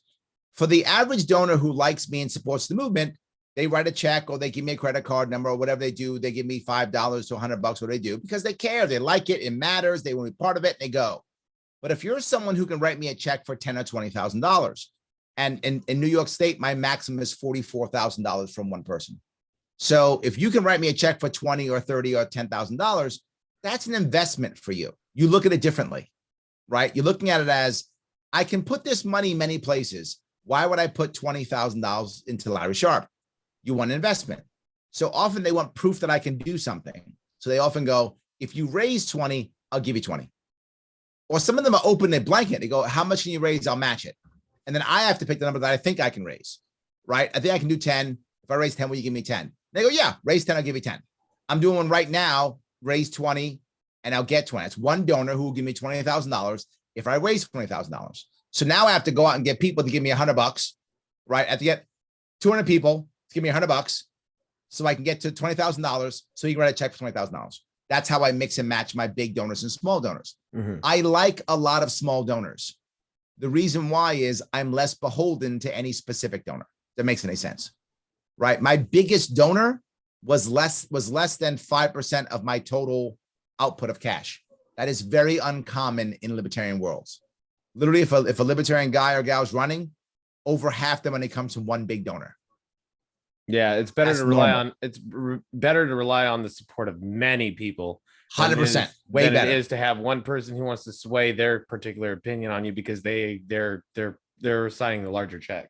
Correct. So I'm always trying to make that match so that I'm never beholden to one big donor, but I'm always trying to cultivate also multiple big donors so that if I lose one of them because they go, Larry, you have to do this thing, and I go, no, I can't do that thing, the campaign doesn't shut down. I still have other donors who can put in money to make that happen. So I'm already working on a poll right now. If I'm able to raise my 20 plus my 20, that's my 40 grand. That's my poll. So I'm already thinking about getting polls for January. I'm already on top of all these things already. My policy team, I'm putting them together. So yeah, we're already rocking and rolling it. If things go well, we'll be able to raise at least $200,000 by January. That's the hope. Maybe more, depends on how well things go. I'd like to be able to raise more, obviously. I raised $500,000 the entire campaign last time. If I can get $200,000 to $300,000 just in this first 2 months, all right, now we're doing well. That means I'm on target to raise about $1 million for the entire campaign, which is double what we raised last time. Now, is that a winnable race? Probably not at $1 million, to be forward with you. But I'm also looking at doing several things in my state. In New York State, we have what's called fusion voting. Fusion voting means I can actually run on multiple lines, which means I can be a libertarian and still get other lines. So I'm probably going to run in the Republican primary. If I run a Republican primary and I win it, I'll get listed as a libertarian and a Republican on the same ballot twice. Wow. If I then get Andrew Yang's team to agree to give me the forward line, I'll be listed 3 times. Republican, Libertarian, forward. I'll be listed 3 times. If I get that, this becomes a winnable race because now I can get all the Republicans, all the independents, all the Libertarians, and all the pissed off Democrats. If I can get all of them, it's a winnable race. But it doesn't mean I'll win. I hope I'll win, obviously. But the more important piece, if I get either the Republican line or the forward line, I'll get on the debate stage. And that's the most important thing of this entire thing. I have to get my ideas on a debate stage, out in the press, as a libertarian, doing that. So if I get either of them, I'm guaranteed that could sway the opinion of the public, even people who have already been supporting other direct Republican or even Democrat candidates, as it was. Yes, but it does something else though. Listen to. It does something what I think is actually more important, and that is people see a libertarian on a mainstream debate stage. That helps every candidate across the nation, right? Every candidate gets helped. You tell me, man. I watched. That's what I Ricky, want. I watched Ricky Dale Harrington Jr. live here in my state of Arkansas. Ricky is That's where amazing. I'm I at. love Ricky, 100%. Yeah, Tom Cotton refused to show up, and so it Yep. basically just became an entire forum for what Ricky was about. And you know what? He killed it. He did wonderful. He did wonderful. I watched it too. I'm with you. I'm a big Ricky fan. Yeah, I'm a I had him huge on my Ricky show fan. twice. Oh, sweet. He's running I for had him on my governor of show twice. Arkansas next now. So I can't Absolutely. wait. To I've support already his offered. campaign. I'll go raise money, fam. I'll raise money for Ricky anytime he wants. You come down here, man. I'll come meet you in person. I'll do it. I just raised money for Natalie Bruno in Oklahoma. Sweet, Bruno. I went there and raised, yes. 100%. Yeah, I know Natalie. I am. Well, I don't. I know her have nowhere. actually- We're I have Facebook actually. friends. I'm all about raising money. I've raised over $1 million for libertarians in the past 5 years. Half of that was for myself, and half of that was for others. You're doing some really good work for the candidates. I'm glad that you do that. Have to. And so, am I up next, guys? Is that where I'm at? Yes, you're next. Yep, you're next. All right. So I got the juicy one here. Yeah. You got the best one. Yeah. So Uh-oh. what are your thoughts on Cuomo's resignation, as well as the accusations against his brother? There's accusations against his brother now too. Is that right? Yeah, there's accusations against him. I think late summer, early fall, there were some allegations against Chris Oh. Cuomo, but I hadn't really been following that story very closely. I don't know if those actually went through or if they just went away. There's a couple of things about him resigning and such. When people were talking about him, it is rare that I make personal attacks. That's not my style. I rarely do that. He was always an exception. And the reason is I told everybody he's a bad guy. People would say, no. I said, no, you don't understand. He is a bad, vindictive guy. I would literally do on my show Tuesdays with Andy, where I would just kind of take his press conference and tear him apart. What he was saying, how bad he was, what a narcissist he was, how he hurts people, how he's lying to you, down the line. People loved it. One of my most popular shows always is Tuesdays with Andy. I would just tear him up. And they say, why are you that way? Because he's a bad human being. I knew he was. And all this comes out. He's a bad human being. Yeah, exactly. And here's the worst part. And this is going to sound crazy. 11 women. 11. Not one said yes. You're the governor and you got a mansion. You can't get one woman to go, yeah, I'll go play poker with you. Yeah, You get dude. one. Talk about what a bad guy. Talk about no game. If I had a worst mansion politician and I was ever. the governor, I could have got one woman to consent. One. Probably at least Couldn't one. get any to consent. At least one to just At least just one to come be at like, you. you know what? Yeah. All right, Larry, I'm into it. Let's do this. At least one wouldn't do that. I couldn't get one. Oh my God. Talk about no But game. Larry, I mean, he's that- Italian. That's right. Yeah, exactly. Yes. Yeah, It's a I just wanna it's a say, different on behalf culture. of all Italians, we denounce him. Okay, good. Okay, yes. All right. Yes. That's our Prickle residential Yes, stereotypical yes. Italian right there. And he So- said we denounce him. So So that means my point being, I knew he was a bad guy, but even when it happened, you know what I Italian. did? When it first happened, I actually said, I'm not going to talk about it. People said, why? I said, because everybody deserves due process, even him. you hold your tongue. So, But you said the same when thing it came about out, Rittenhouse. I stopped. You said the I same did the thing. same thing. You did. I You did. said you said you just you said the thing. That was your criticism on Biden, which I appreciated very much. I was just like, Yep. you are the president of the United States. You should just keep your mouth shut and let the Yes. legal process and everything do their job before And you I start set the opening your example. mouth about stuff that you have no evidence on. I apt to be full with you in my heart that I believe Rittenhouse was, it was self-defense. Yes, I did believe that, but I shut my mouth and I let it happen until it came out. And then I would say something once it came out, which I did right Once you after get it evidence, was done. once you actually see I the shut evidence. my mouth until I saw evidence, even though in my heart I thought something, but you know what? I could have been wrong.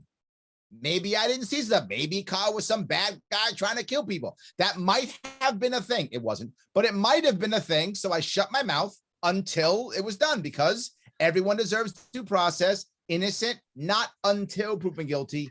Innocent unless proven guilty. Critical distinction. Innocent unless proven guilty.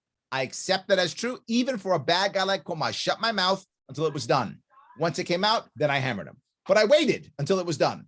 So he's gone. I'm happy. Good riddance. Have a nice day. I don't want to be petty. Just walk away. Don't come back. His brother, don't care at all. CNN is a dying dinosaur anyway. Who cares? Who's watching it now? It's going away. Let it go away. Let it die. Well, I'll tell you When right your now, enemy is dying. Let it die. for being a citizen in Arkansas right now, I guess the one thing that I can take away from Cuomo resigning is the fact that, God damn, it's nice not to have to listen to him fucking talk anymore. Yeah, but our current governor is bad though too. I may not be a New York resident, but man, did I not like listening to him talk ever. Yep. Well, my mother can say quite a few things about him talking too, so you're not alone there. Your we Italian go. mother. Yes, there we my go. full-blooded Italian mother. Yes, there we go. Yes. So following up with that, Larry, what are your thoughts and opinions of Governor Kochel Kombucha, however you pronounce that? Her name is pronounced Hochul. Hochul. Hochul. Okay. Yeah, Not Hochul, like kombucha. yokel. Hochul. Not Not kombucha. Like Yes, we Hochul. had awkwardly Hochul. discussed in our chat earlier today. Not kombucha. It's not kombucha. What I say is when Cuomo left and she became governor, the king is dead. Long live the queen. Oh, yeah, that makes sense. Yes, just we replace one monarch with another. She is as bad as him, but actually, I think while she's not as cruel as he is, and I mean this not as an insult. I don't mean this as an insult. I mean this as a descriptor. She isn't as smart or as savvy as he is. And when it comes to leaders like that, many leaders like that are very smart and savvy. That's how you get there, right? Many of them are. And most of the time when the top person moves up, that person tends to be smart and savvy. You know, you look at people who moved up. It's the lieutenants who usually aren't. And when they step up, you realize how weak they are compared to their predecessors. And I think you see she is not as smart or as savvy as he was. And it becomes obvious. Her speech is the way she talks, she carries herself. She is not getting it. She just thinks remember, the root of aggression is fear. She's very aggressive because she's afraid. She right now has imposter syndrome. She knows she shouldn't be there. Okay, she's there. On 2 or 3 occasions that I've listened to her, there's been these parts in her speeches that she had said that, like, Well, I've come to find, or in my opinion, and I swear that everything that precedes that makes zero sense Correct. at all Correct. whatsoever. If you watch, I just did a show with her just last time, and the second she goes, well, look, this is what I'm going to say. And I paused. I said, this will be dumb and make no sense.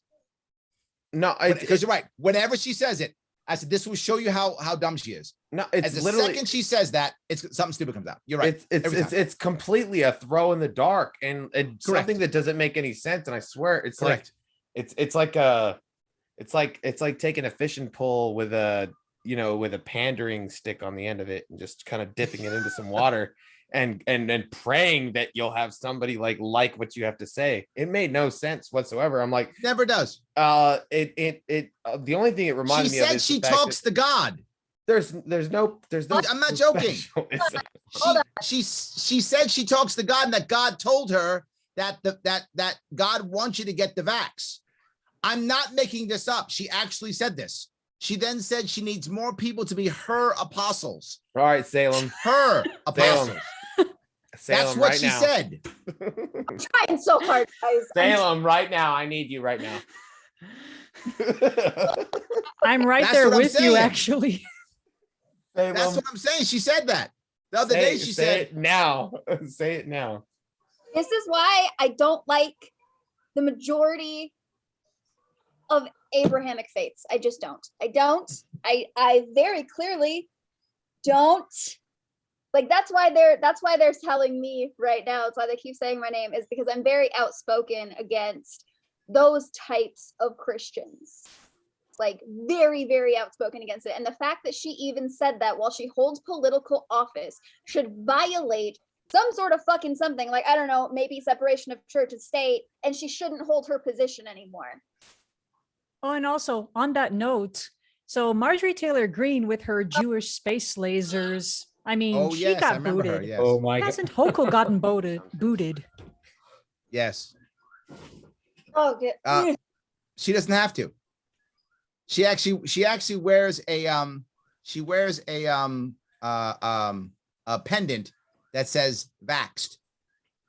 Aw. Oh, so I'm not she joking. could say like literally the most nonsensical things in the world, but they look at her vax pin and they worship her in any case. Correct.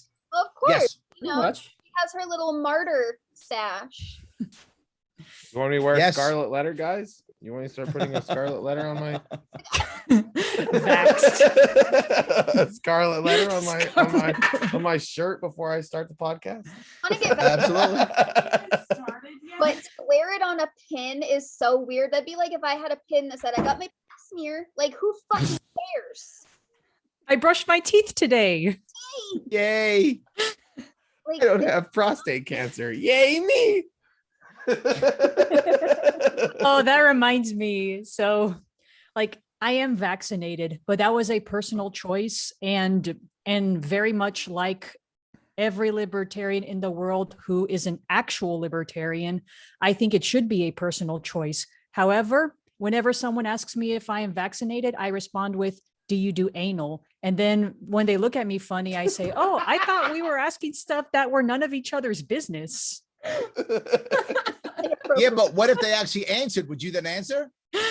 I would have been like, well, I'm glad you're comfortable talking about that stuff. That makes one Well, of no, you. I would have said, well, are we talking giving or receiving? And what are you asking me about? Let's discuss. Let's have They a just keep conversation. following up.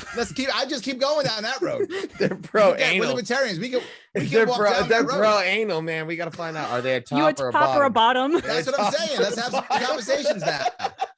Let's talk about this now, right? Great, yeah. Let's discuss. Here we go. Yeah, but also as I'm applying to jobs, I mean, even the jobs that require COVID vaccination card, I do not provide it because nobody is entitled to my private medical info, not the government, not my employer, not my parents, Just our viewers. Yeah, only us. just the viewers. Only us. Nobody else. Just us. Just us. Yeah. We're special. Nobody else. Yeah, you I guys feel are special. special. You guys I and do the feel viewers, special. nobody else.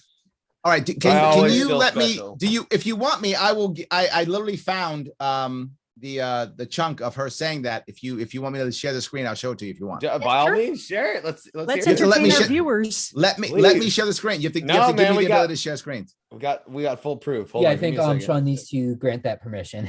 Yeah, I know. Oh yeah, right? Sean, you need to enable All right. it. While we're waiting, similar to Christiana, I too have been vaccinated against COVID-19. Much like Christiana, this was a personal choice. I work in a school district, so it's a little more beneficial to me to Mhm. have this additional defense against this virus. Sure. Now, again, it was a personal choice, and maybe not as graphic as Christiana, but if someone asks me if I am, because that's something I'm gonna keep to myself. But if anyone does ask me this, I'm just gonna say I've made my own decision, and that's all you need to know, unless this person actually does need to know. Is See, like I if don't they're actually. my Maybe employer. I'm the weird one here, but I don't actually care at all. Like, I'm vaccinated. I don't care, and I only got vaccinated because I had a spousal mandate. I didn't have a government mandate. My wife Happy was wife, like, "We're happy gonna life." travel, and you're gonna get vaccinated because I'm not gonna have you screw up our travel plans." Fine, I'll get vaxxed. Fine, whatever. That was why I got vaccinated. I didn't care either way. I don't know, Whatever, fine. I don't need So I had lot a of spousal mandate. a lot of my appeal to it. I think it's funny because like I like to say that I'm not I'm not anti-vax at all, because obviously there's so many people who think that because you don't want to get the current COVID-19 vaccination, obviously you're anti-vax against everything. They think that they like to clump them in the same direction with everyone. But I'll post a lot of stuff on social media saying about like how I'm totally against, mandation, passports, stuff like that, restricting people, unless it's like, for private entities, but I'm totally against government, putting the pressure on them in order to force people into that. And then I have people push back so hard on me, and then whenever it gets to the private conversation level, I'm like, dude, I'm not even anti-vax at all. Yes, but I'm just absolutely. it's just funny because I'm just like, to them, I'm just like, wow, it's so important for you to be like so pro-vax that you're like, Yep. you're willing to want to send police officers to people's doors to make sure that they've gotten the jab. Yeah. And All right, that's let not me, that's not where see. we're at a lot of the time, but it is where a lot of people want it to be. Oh, Can you Larry, see- you're showing. Here we Can I you go. can see it. All Here we right, go. Can you see Buckle her? up, ladies and Clean. gentlemen. If A you made it, if vaccine. you That is from God to us. See that? And we must say, thank you, God. Thank you. And I wear my vaccinated necklace all the time to say, I'm vaccinated. See, I wasn't kidding. You thought I made that up. That's literally my governor. I wasn't making it up. God I'm so told her. sorry, Larry. See that? I mean, You I thought I live was next door in kidding. Hold on, Connecticut, she's and not I'm done. embarrassed. Yes, I know you're vaccinated. You're the smart ones, but there's people out there You're the smart ones. Thank you. who aren't listening to God. They and aren't what God listening to wants. God. I need She's just said that. You're the smart ones, but there are some people who aren't listening to God. oh my Oh, Oh my Lord, I'll God. go back. Please listen. You're the smart ones, but there's people out there who aren't listening to God and what God wants. I need you to be my apostle. I need you to go out. See and that? You Is she- thought I made that up. Nation cult? Guys, I didn't make that up. That's her. I thought Republicans were supposed to be the religious zealots. Yes. And I know Okay, you you guys, guys. are saying Larry's exaggerating. That's why I pulled that. Okay. Because you thought I was exaggerating. I All right, was you guys. not. all right, you prickle lovers. Like, this is why I had my question 5. This shit right here. Oh. All right, my original Start, original question 5 was, New York, in my opinion, has become more and more of one of the most undesirable places to move to or even visit. See how efficient I am? I answered your question before you even answered it. You did Larry, you're a answer. mind reader. You answered it eventually. We ended up having to throw it out, but I'm like, this is why, people. This right here, that shit. Yes. On top of it, holy shit! that's not I thought Cuomo was bad. Holy fuck! Yeah. Yeah, I mean, my friend My friend Sybil, who might actually be tuning in at this point, she actually said, the new governor isn't all that popular among the people, and now I could see why. Gee, There we go. I wonder why. Yep. What are you talking about? You mean they don't all have the Kool-Aid lined up ready for everybody? Yep. I mean, what I would like, what I hope that Hoke will accomplish is, and it's going to be unintentional if she does accomplish this, I hope she drives a wedge into the New York Democrats. Boom. That's the hope. That'll that be would be winning. good. I have a feeling she is. I'll take already. that win. If she 'Cause, had, my that would be friend who good. I mentioned is a Democrat. if she hasn't already, man, none of the Democrats in New York are paying any attention at all. Yeah, I mean, this friend of mine, she wasn't much of a fan of Cuomo either. So like she would, laugh at all my cracks at calling him Emperor Cuomo. So like, yeah, she was on board. Cuomo. I used to call him King Andrew Cuomo II. Oh, hell, king. Boom. Long live Oh, the Hillary King. Yes. Now I call her Queen Kathy the First. That's it. Queen Kathy. Queen Kathy the First. Королева New York. That's it. Yes. No, she is Queen Kathy, first of her name, speaker of wisdom, knower of God. That is her. Yes. She knows. You Yeah, don't know, but this she rate, knows. she'll have more titles than Daenerys Targaryen. She will. Exactly. Yes. Exactly. But she won't have breaker of change. She'll have creator of change. Yeah. I see Creator of change. Okay, come on. In the back in the corner of my eye, I see Salem over there, like just like massaging her pupils right here. I'm Like, trying so hard. I'm trying so she's trying to comprehend what the fuck just happened. hard, right? Yeah, she's Democrat, but keep in mind, Democrats and Republicans are the same. Come on, are we sure that she's Yeah, not I mean, like the American Allegiance Party? Because like they lean more left, but they're also like very religious. Like that's them. Are we sure she's not really one of those? She does not sound to be on the same page as like the modern Democrat Party. She was just thrown in there. She never expected to be. She never expected to be governor. She was all of a very sudden. proud of the fact that she banned ghost guns. What the fuck is a ghost gun? Thank you. So you have literally, you have banned a gun that was already illegal. And she was proud of that. A ghost gun is a gun that has its serial number scraped off. Okay, yeah, I know. That's already illegal. So they banned an illegal gun and she's proud of it. I'm not joking. Hold on. I got more. I could do this all night. Shit, man. Oh, this I is could like do the this infomercial. all Oh, wait, night. there's more. Maybe This is she- gonna try Ready? to do a laugh fest. This Here we is go. from my Here we show. go. Here we go. Watch from my show. Yeah. Assembly led by Carl Heastie, they and their members came up with legislation that's Yeah. smart. Smart legislation. Smart. Good thing you Banning used. stuff that's Good already thing you used illegal. that word. Well done. We would have never have guessed Super that this smart. legislation was that way if we didn't hear that word. Smart. Smart. These guys are geniuses. I'm so glad we have them running stuff. That'll solve it.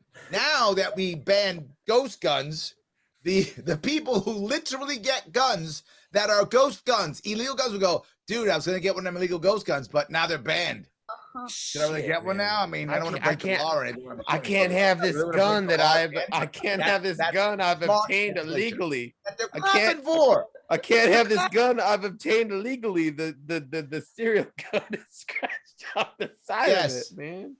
You heard the Absolutely. governor. That's the stuff I deal with. Holy And shit. she was proud. This is smart legislation that bans guns that are already illegal. Well done. Oh my Oh, gosh, man. And everyone's outside clapping and stuff. And she's brilliant. Yes, that's what I can do this all night. I'm sorry. I'll stop now. it's like that meme of Ralph Wiggum. "Ha, I'm helping. Yes. Yes. Absolutely. Yes. I feel like the I'm rest sorry. of New York is the Ralph Wiggum going, I'm in danger. that's With everything on nuts. fire around I him. don't think that's limited to just New York, though. That's But true, we are that's the true. battleground, right? I say this Yeah. all the time. A lot of people are like, Larry, why do I care about stupid New York? Because what happens in New York, whatever we get away with here is coming to your state. It might Yeah, take they a do. year. It might not a take lot. 5 years. It might Right. take 20 years, but it's coming to your state. I work in We're I the work in ones who are fighting. I work in construction. I'll be damned if there aren't people who are trying to use regulations in Chicago, New York, and California coming to my state telling me that this is Yes. the future. This is the future Bingo. of what our regulations are going to become. I'll be damned, but it's true. Yep. It's true. They do. They come all the time. They say You you better need to get worry used about to New this York shit. because it's coming to you. Yeah, Larry, now that you mention it, I mean, it's continually coming to me because I live in Texas and people are moving from New York and California. Like they're selling Yep. their very, very expensive houses over there and then buying cheaper houses over here. And this is not even accounting for the fact that our cost of living has gone up. Mhm. And they're also trying to vote for the policies that they left. Yep, that's the problem. So when you have a Marine like me on the front line, fighting in the front line, you might want to support me. I'm just saying. You're right. I'm sitting here fighting on the front line. You could support me. I'm glad you guys have brought me on to support me. I appreciate it. More people should. I'm fighting in the front lines. You should give me a little bit of support. I love it. And I'd love to donate to your campaign. That's awesome too, if you like. Absolutely. Head over to LarrySharpe.com. It's right there for you. And we take crypto, by the way. So are you running with Yang? I'm sorry? I've been trying to ask that for like 20 minutes. Are you running with Yang? I am not yet. No, I am having conversations. The problem is, and you can imagine, the Forward Party is going to have certain policies that simply aren't going to be in line with libertarian policies. Yeah. So we have to have the right conversations to be very forward. I'm open with this. There's certain things that I just simply won't be talking about, right? That I can't talk about because certain things aren't going to overlap. But certain things do. There are certain things that overlap perfectly. So I want to focus on those things that overlap perfectly and simply not discuss the things that don't. And we haven't come across with that. We have not made that agreement yet. So the answer is no. I hope the answer will be yes. That's my hope. I want it to happen. It is not happening yet. Are you kind of worried that that will put off other libertarians though? No, not at all. Not at all. Any libertarian in my state's going to vote for me. Doesn't matter. Okay. Doesn't matter. I'm Well, not. I'm not losing any votes by that. Well, do Yes. you think What are they gonna do? All of you a sudden think- vote for Hochul? They're gonna vote. They're gonna vote for Hochul now. And go. God told me to vote for Hochul. Is that gonna happen? Maybe they want to be in her cult. I don't know, man. Maybe it's possible. Possible. Look at my martyr necklace. Look at my martyr necklace. Maybe you'll vote for that. Yes. True. Yes. Hey, they do have that. I mean, I remember hearing like Andrew Yang left the Democratic Party, and but this with Hochul, I'm starting to see like part of why he did. Yeah, now you're seeing why. Yes. Exactly. To look that Yes. So yeah. Well, So I- anyway. So I gotta yes, say, it's a good question. if you do run with Yang, I just hope that you're not he's not doing any more additional increase in government or policies that to support. Oh, he will that'll be. He's still a dissuade. former Democrat. He will be. No, he will be. Let's not fool ourselves. He will be. He's still a former Democrat. He will, and that's fine. All I'm saying is, can we help each other to, to the point earlier made, which is, look, can we get third parties to move forward? Number one, and can each candidate who's talking not talk about the other things that they disagree with? Right? He's not going to be talking about taxation theft. That's not him. He's not going to talk about that. And I'm not going to be talking about UBI. So, right, we know there are certain things that we just can't discuss. So That makes you're any sense. you're running with him is that you're trying to do a promo for third parties, basically. Correct. Okay. There are several things that we agree on completely. And there's a thing called BRO, which I made this up also. BRO, B-R-O. B is ballot access, make it easy for third parties to get in a ballot. R is ranked choice voting, making it easy to vote for third parties. And O is open primaries, allowing anyone to vote for anybody they want to in the primaries. So we are completely on listing together on that, 100%. Does it make sense? Yeah. Yeah, that makes sense. Also, So Salem Go ahead. Salem sent the like a knockoff of the necklace in the chat. So many. Are you Oh, kidding wow. me? Are you kidding me right now? That signaling is so strong. Oh, Oh my god. There it is. You're kidding me. There They got it a whole is. line for this shit. They got a want line. You want it You're in ready to go. silver? You want it in gold? Just in what got color do rose you want a gold. virtue signal? How We much got- we are got- we you got willing, rose No, gold. there's gold, How there's much- silver, and there's rose gold. guys? How much Yeah. are you willing to pay for your virtue signal? I want to And know then right now. multiply 20 the bucks price. is not much. 20 bucks is not much to virtual signal. I mean, it is. That's cheap. That's cheap. They have some for low income earners. Okay, Absolutely, yes. Also, want to giving make me sure an idea. everybody has skin in the game with this one. All I'm Give- saying is, if you're gonna virtual signal, it shouldn't matter if you're rich or poor. Is all I'm saying. Shouldn't matter. Yep. That's it. And if you want to appeal to the rich, I'll charge 10 times that. It was worn by Governor Hochul. Ooh, Collector's nice. item. I like that. Very good. Yes, yes. Well, she's I gonna love have. that. she's This was gonna- actually around her neck when she put the shot in her husband. Oh Yes. yes, look at that. For $2,000, you could wear the necklace that was around her neck when she got her shot. Exactly. Yes. And then they dripped a little bit of holy vaccine on it. Just a little bit of the holy vaccine on it. So to seal the deal on the finish of the Holy necklace, vaccine. you have a little bit of it there. dipped in holy vaccine just for you. $20,000. So you can really feel like one of God's chosen. and you can be Exactly one, right. if you want to be one of her apostles, you have to get the anointed vaccine necklace. That's correct. That's the Absolutely. only way you can trust the science. No, that's Like- not enough. You have to get the necklace, and then they have to shoot you through the necklace into the neck Yeah, Well, well, they- micro injection. while they That's give you good. while they Sure. give you the shots. Version of the This is going down a very super dark vaccine. road, guys. Like a very dark road. Okay, yeah, it is. It is. All right, we're going, All right, we're, yeah, we're going a little um, too far. What do we I got can left? tell- Yeah, right, I'm we're gonna having a have to little bail too on you much fun with guys. this. I'm gonna have to bail on you guys soon. this It's could be like our own it's like episode. late for me. I'm an old man, and it's late for me. I'm gonna have to bail on you guys soon. You gotta be good to Yeah, me now. we Come got on. we got we got a All really right, good 2-hour episode here. What? Brian, I think you have the most important question of all. Next. Yeah, this is something I've noticed ever since actually before I became a libertarian. What is it with libertarians and breakfast food? I mean, there's the Waffle House caucus, there's Spike Cohen's promise of a Waffle House on every corner. You and Dr. Jorgensen have each done breakfast meetups at local diners. And of course, there's Ron Swanson from Parks and Recreation. So what is it with us and breakfast food? I think the thing about it, to be forward with you, is we like our libertarians to be human. I'm serious. We like our libertarians to be human. We don't like to deify our libertarians. It's not a thing we do well. And I say all the time, if we're the only party of principle. All the other parties are parties of the local warlord, right? If you're old enough to remember, and we're watching, or you guys are old enough to remember, there's a big difference between a Clinton Democrat, an Obama Democrat, and a Biden Democrat, and a Reagan Republican, and a Bush Republican, and a Trump Republican. Huge differences. Why are there huge differences? Because they go by the local warlord. That's what it is. What does it mean to be Democrat now? Biden. What does it mean to be Republican? Trump, right? That's what it means. The warlord decides what it means. In fact, Republicans were actually very forward this time. They didn't bother having a platform this time.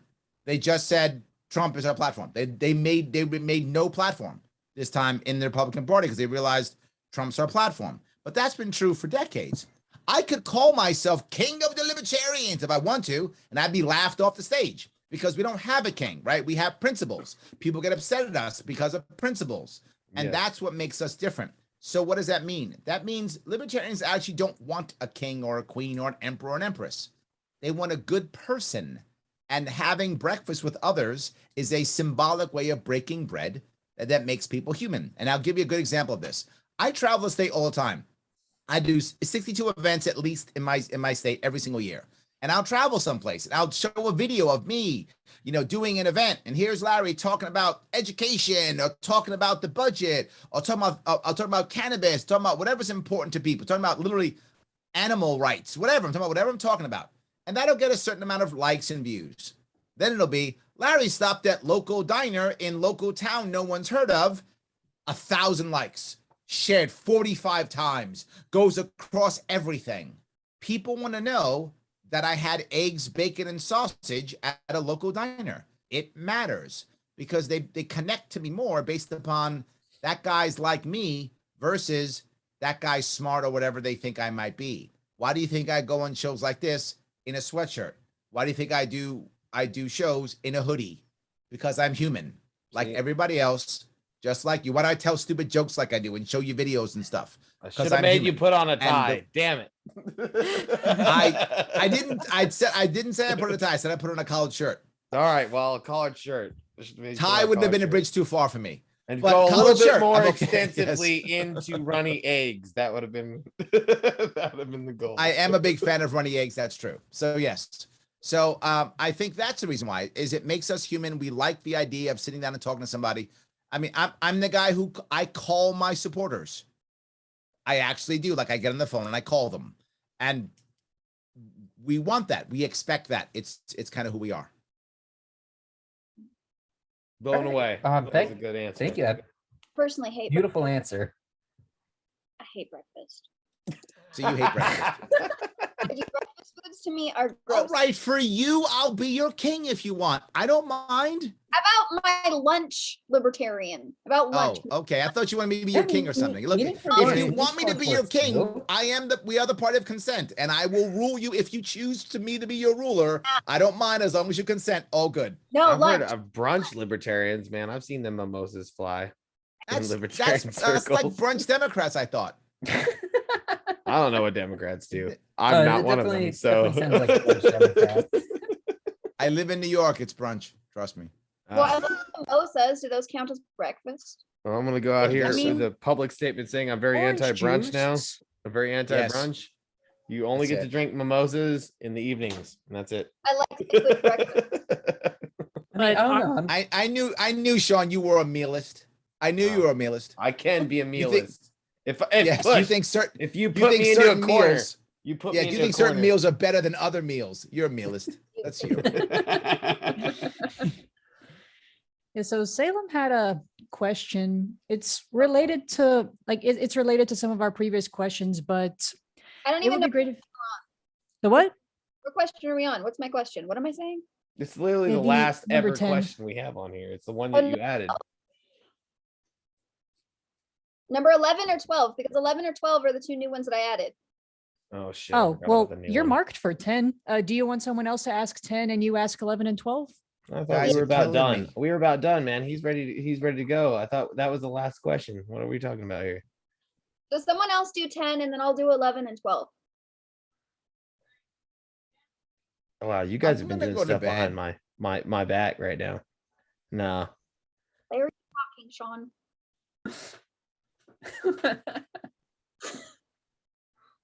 All right, Larry, we only need about 15 more minutes and we can call it a show. That's a blatant lie, but go ahead. No, I promise. I'm good with time allotment, man. Okay, Blatant lie. Go ahead. good with that. So I think we should just cut out number 10 because he basically already answered those a couple He times. did already answer that. That's what I was getting at. Right. I was reading it right now. I'm just like, he already fucking answered that question. Okay, so then we're gonna do just erase number 10. So we're doing 10 and 11. Go, Jessica. 10. All right.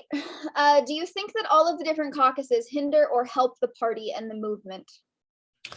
I think both. And the reason why I think both is we have not done caucuses well.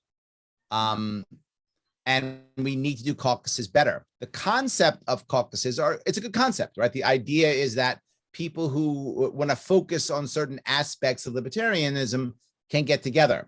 But what we actually want to make it happen is it's just people who want to complain and be mad at others.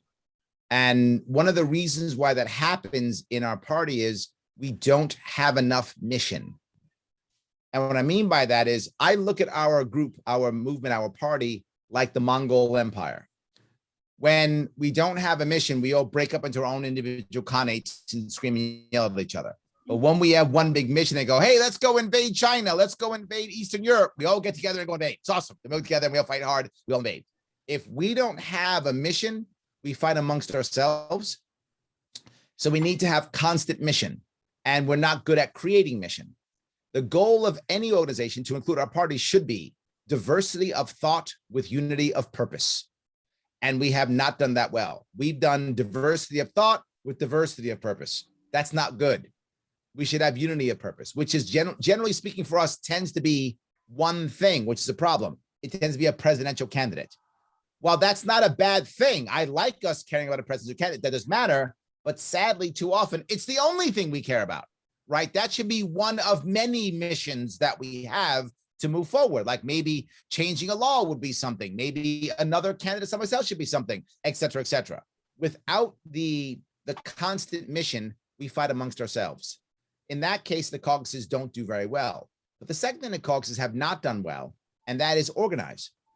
Caucuses should be ways of organizing, so that when there is an issue or a mission, I know which caucus to go to organize. So there's a caucus, for example, the radical caucus as an example. If I know I want to get a radical movement done or a radical thing done or push a radical message, I should be able to call them and go, hey, I am now in, for example, I'm in Oklahoma and I want to, push, marriage equality, which in Oklahoma is very radical. I want the radical caucus to help me with that. Come on, let's go. Right, let's do this. And then maybe there's also, an LGBT or a GSM caucus. I might grab those two caucusi or caucuses, whatever is the right way of saying it, and help me out. Give me some volunteers. Give me some literature. You guys already have it. Do you have a chunk already in Oklahoma to help me do this? That right now, in most cases, does not exist. If we did that, the caucuses would be better, stronger, faster. They're not. They're basically just groups of people getting together, yelling at each other. I agree. So 1000%. that's why it doesn't work. But in theory, it should work. If we organize better, it will. People are mad at the Mises Caucus now. There's no tomorrow. I understand why they're mad at the Mises Caucus. I get it. However, they're organized. Copy them. Organize also. Organize too. You can either be mad at them, that's option one, or you can say, you know what? They're organizing. Why don't I organize too? That would be my response to that. I would Organize agree. also. I would agree that the Mises Caucus is organized, but I wouldn't say that it crosses state lines at all. Like, I mean, some branches of the Mises Caucus in different states, they kind of conflict with each other quite a bit, and they don't spread the same messaging at all. Completely agree. What I'm saying is, if you're unhappy with that, I got it. Organize yourself. That's my answer. My answer is organize yourself. And people get mad at me when I say that. They go, you have to either love the Mises Caucus or hate the Mises Caucus. Neither. And I refuse. Neither. I will not hate your enemy for you. I will not do that. I will not. Absolutely not. They are libertarians. I support them like I support any and all other caucuses, all of them. If you're unhappy with what they're doing, organize better. That is my response. If you need my help organizing, I will. I help them organize because they ask me. If you ask me to help you, I will help you organize. I think organize. True, That's my response. But I also do think that a lot of libertarians like to think that when they hear Mises Caucus, they think of it all as one entire entity. But there is so many differences across state lines. Even like while the Mises Caucus in my particular county affiliate, and that's just county affiliate here in my state, they haven't done anything horrific or anything. In fact, they've done really good for my county affiliate. But whenever I hear something that's happened in another state or a different county in another state that's been very repugnant, people instantly want to just hate on them.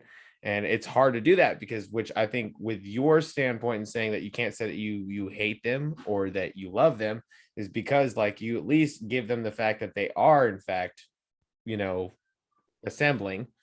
Yes. Whether or not it's for the good or the bad in other particular parts of the country. They hear Mises Caucus because they all use that same term and it paints a bad picture. So like, here's what I would say. Is the Mises Caucus perfect? Of course not. Of course not. No caucus would be, but you've just said, I have a chapter in my area, in my town, in my city, in my so-and-so. What other caucus can say that? That's true. I mean, I got radicals here too. Are they part of the radical caucus would be my question. They are. If they are, then that's good. Yeah, they are. The radical caucus is actually another one that organizes decently. I also have Waffle House caucus people here too.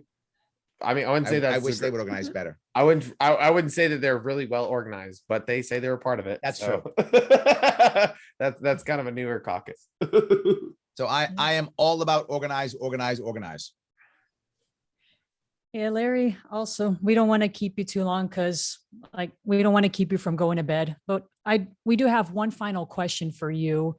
Okay. And And basically, minutes yet. what? All right, let Sam talk. Christiana is asking this one. Okay, all right. By the way, Sam, you were cutting in and out with your audio. I didn't catch all that, but I'll go ahead and ask Larry the question so he can go to bed. What is your opinion on, I mean, we've all met at least one of these types of libertarians. Pretty sure, I mean, since you're fairly well known in the libertarian community, I'm pretty sure you've talked to quite a few of these libertarians. You know that those who are all, the state is evil and voting is partaking in an evil state, and that makes you evil. Therefore, I will not do anything that involves anything with the state. What is your opinion on those? How do you generally approach those people? And what kind of strategy do you take to convert them into actually fighting back? I usually don't. I question some of them are actually members of the Libertarian Party. That surprises me, right? If you believe that voting is bad or evil or wrong, I'm not mad at you. I mean, there's evidence to prove it to be true. Right? I'm not mad at you at that, right? My issue is I'm wondering why you're part of the Libertarian Party then, right? The party's goal is literally to get people elected. So I feel like you should be part of the movement and be an activist and not be part of the party. So someone like that, I'm not going to try to convert them to vote. I'm going to try to get them to join the movement when other things are happening. That's the person who I want to show up at the event. That's the person I wanted a sign wave. That's the person I want when I want a crowd of people. I want that person to do the other things outside the Libertarian Party. I don't want to convert them. They've got passion and everything they've got. Good. So push an issue, right? Do something else that matters to you. I actually wouldn't even try to convert them. That would be my view. Just good. That's where your head is. Awesome. Can I get you to do something over here that you might think is important or valuable to change some minds and change some hearts? That's what I would do instead. And do you think agorists have a valid point? That's a very broad, what do you mean? That's a really broad question. That's a very broad question. Like, since they don't like the systems, like most libertarians, we don't like the system either. But our game that we want to play is, well, we're going to be elected in and then we can change it. Agorists, however, just like, well, if I don't like the game, I'm just going to stop playing. I'm just going to stop playing it. I'm not going to try to change the rules. I just don't want to play. Well, I mean,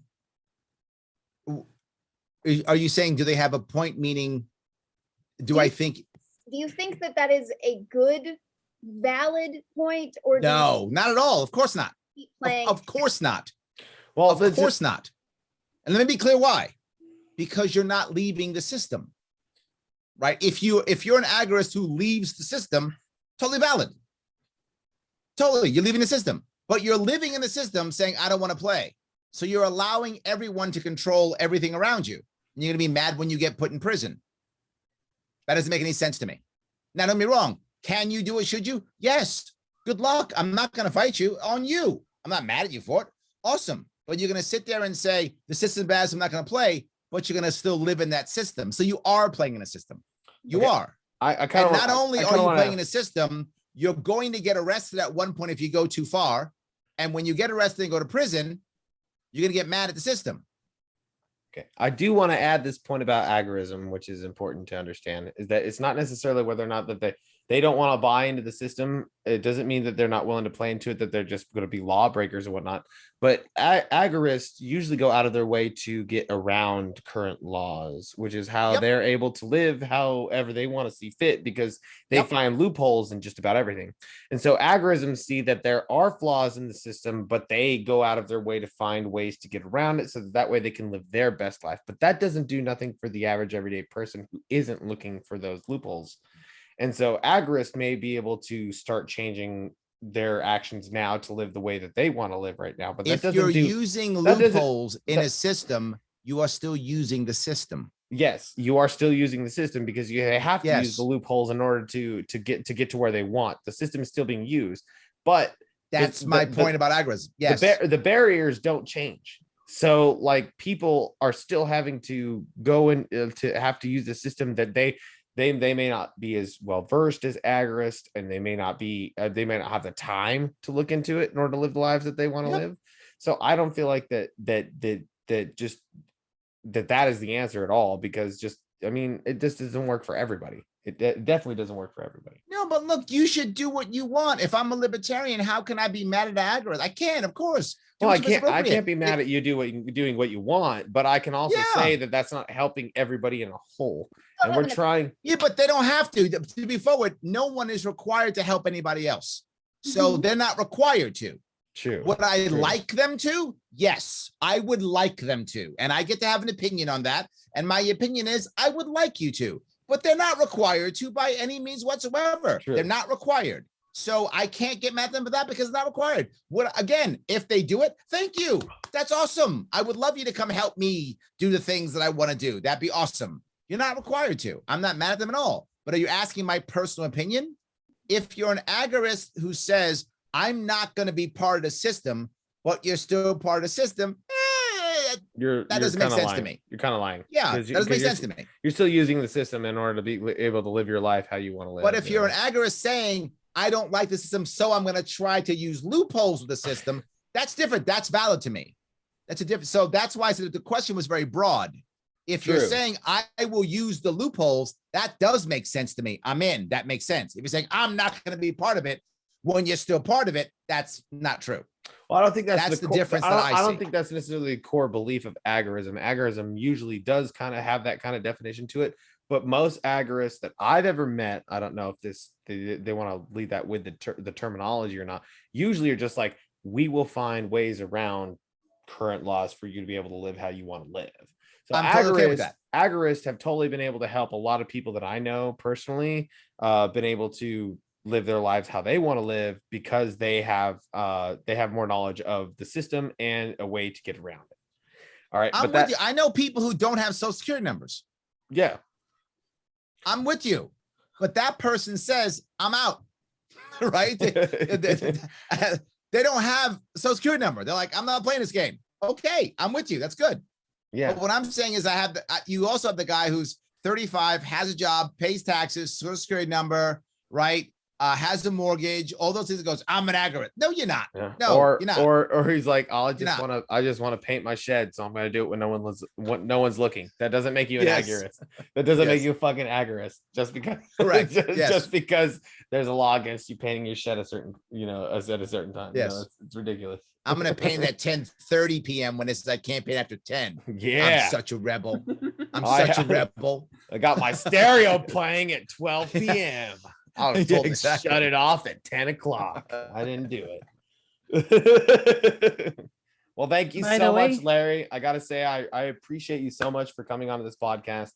Of course. It's going to do a lot for our viewers, because we are the newfound lot. So all the new libertarians come here when they want information on what libertarianism is. And we got firsthand, you are our first candidate who'd come on who you definitely paved a lot of information that a lot of newfound libertarians have about candidacy, the differences with policy, what it means to be ideologically a libertarian, but also face reality on what appeals to the public. So I really appreciate everything that you've said this evening. Appreciate you answering all of our questions. Thank you so much for hanging out with us. If there's anything else you guys want to say to him before we go, then we can go ahead and do that, and then we'll go ahead and wrap it up. Yeah, we did let Larry go in 15 minutes, so we weren't lying. No, it's actually 17 minutes. Oh, got you. So I was like, we're watching. It's over. Little lie. I was watching. Yeah, Larry, Sean said it all. Thank you so much for coming on to the podcast. And we really enjoyed getting to know you and exchanging ideas with you. And we hope to see more of you very soon. Thank you. Thank you. Yeah, I'm going to add you on Facebook. Yes, let's do it. And Larry, as we were talking also, I sent you a friend request on Facebook as well. Excellent. Thank you. Excellent. Brian, you're the one who brought him on I- here. Say something. I mean, Sean. So Sean your said it fault. all. It's all your Thank fault. you. Brian. Brian's Thank the you one who for brought you on here. agreeing to come on. I will admit it. I knew it would kind of be a long shot, reaching out to you, asking you to come on, and you can only imagine my excitement when you agreed. You agreed to come on. So like that was really cool. Thank you for coming on and sharing your ideas with us. I'm happy to do it, brother. Absolutely. So good. Thank you guys for having me. I appreciate it. Yes, Thank Larry, you. you have a good evening. Thank you Good so night, much. Larry. Anybody who wants to get involved with Larry, you can find him- LarrySharpe.com. LarrySharpe.com. You can also find him on any podcasting network as The Sharpe Way. It's right behind him right now. You just look at his Yeah. Yeah, it's right, there. Boom, The Sharpe Way. You can find him on any platform, and please feel free to donate to his campaign and his cause. You've heard it all here on Newfound Liberty. Thank you guys so much, and have a good rest of whatever your day or night is. Bye-bye. Thanks for tuning in, everyone. Mhm.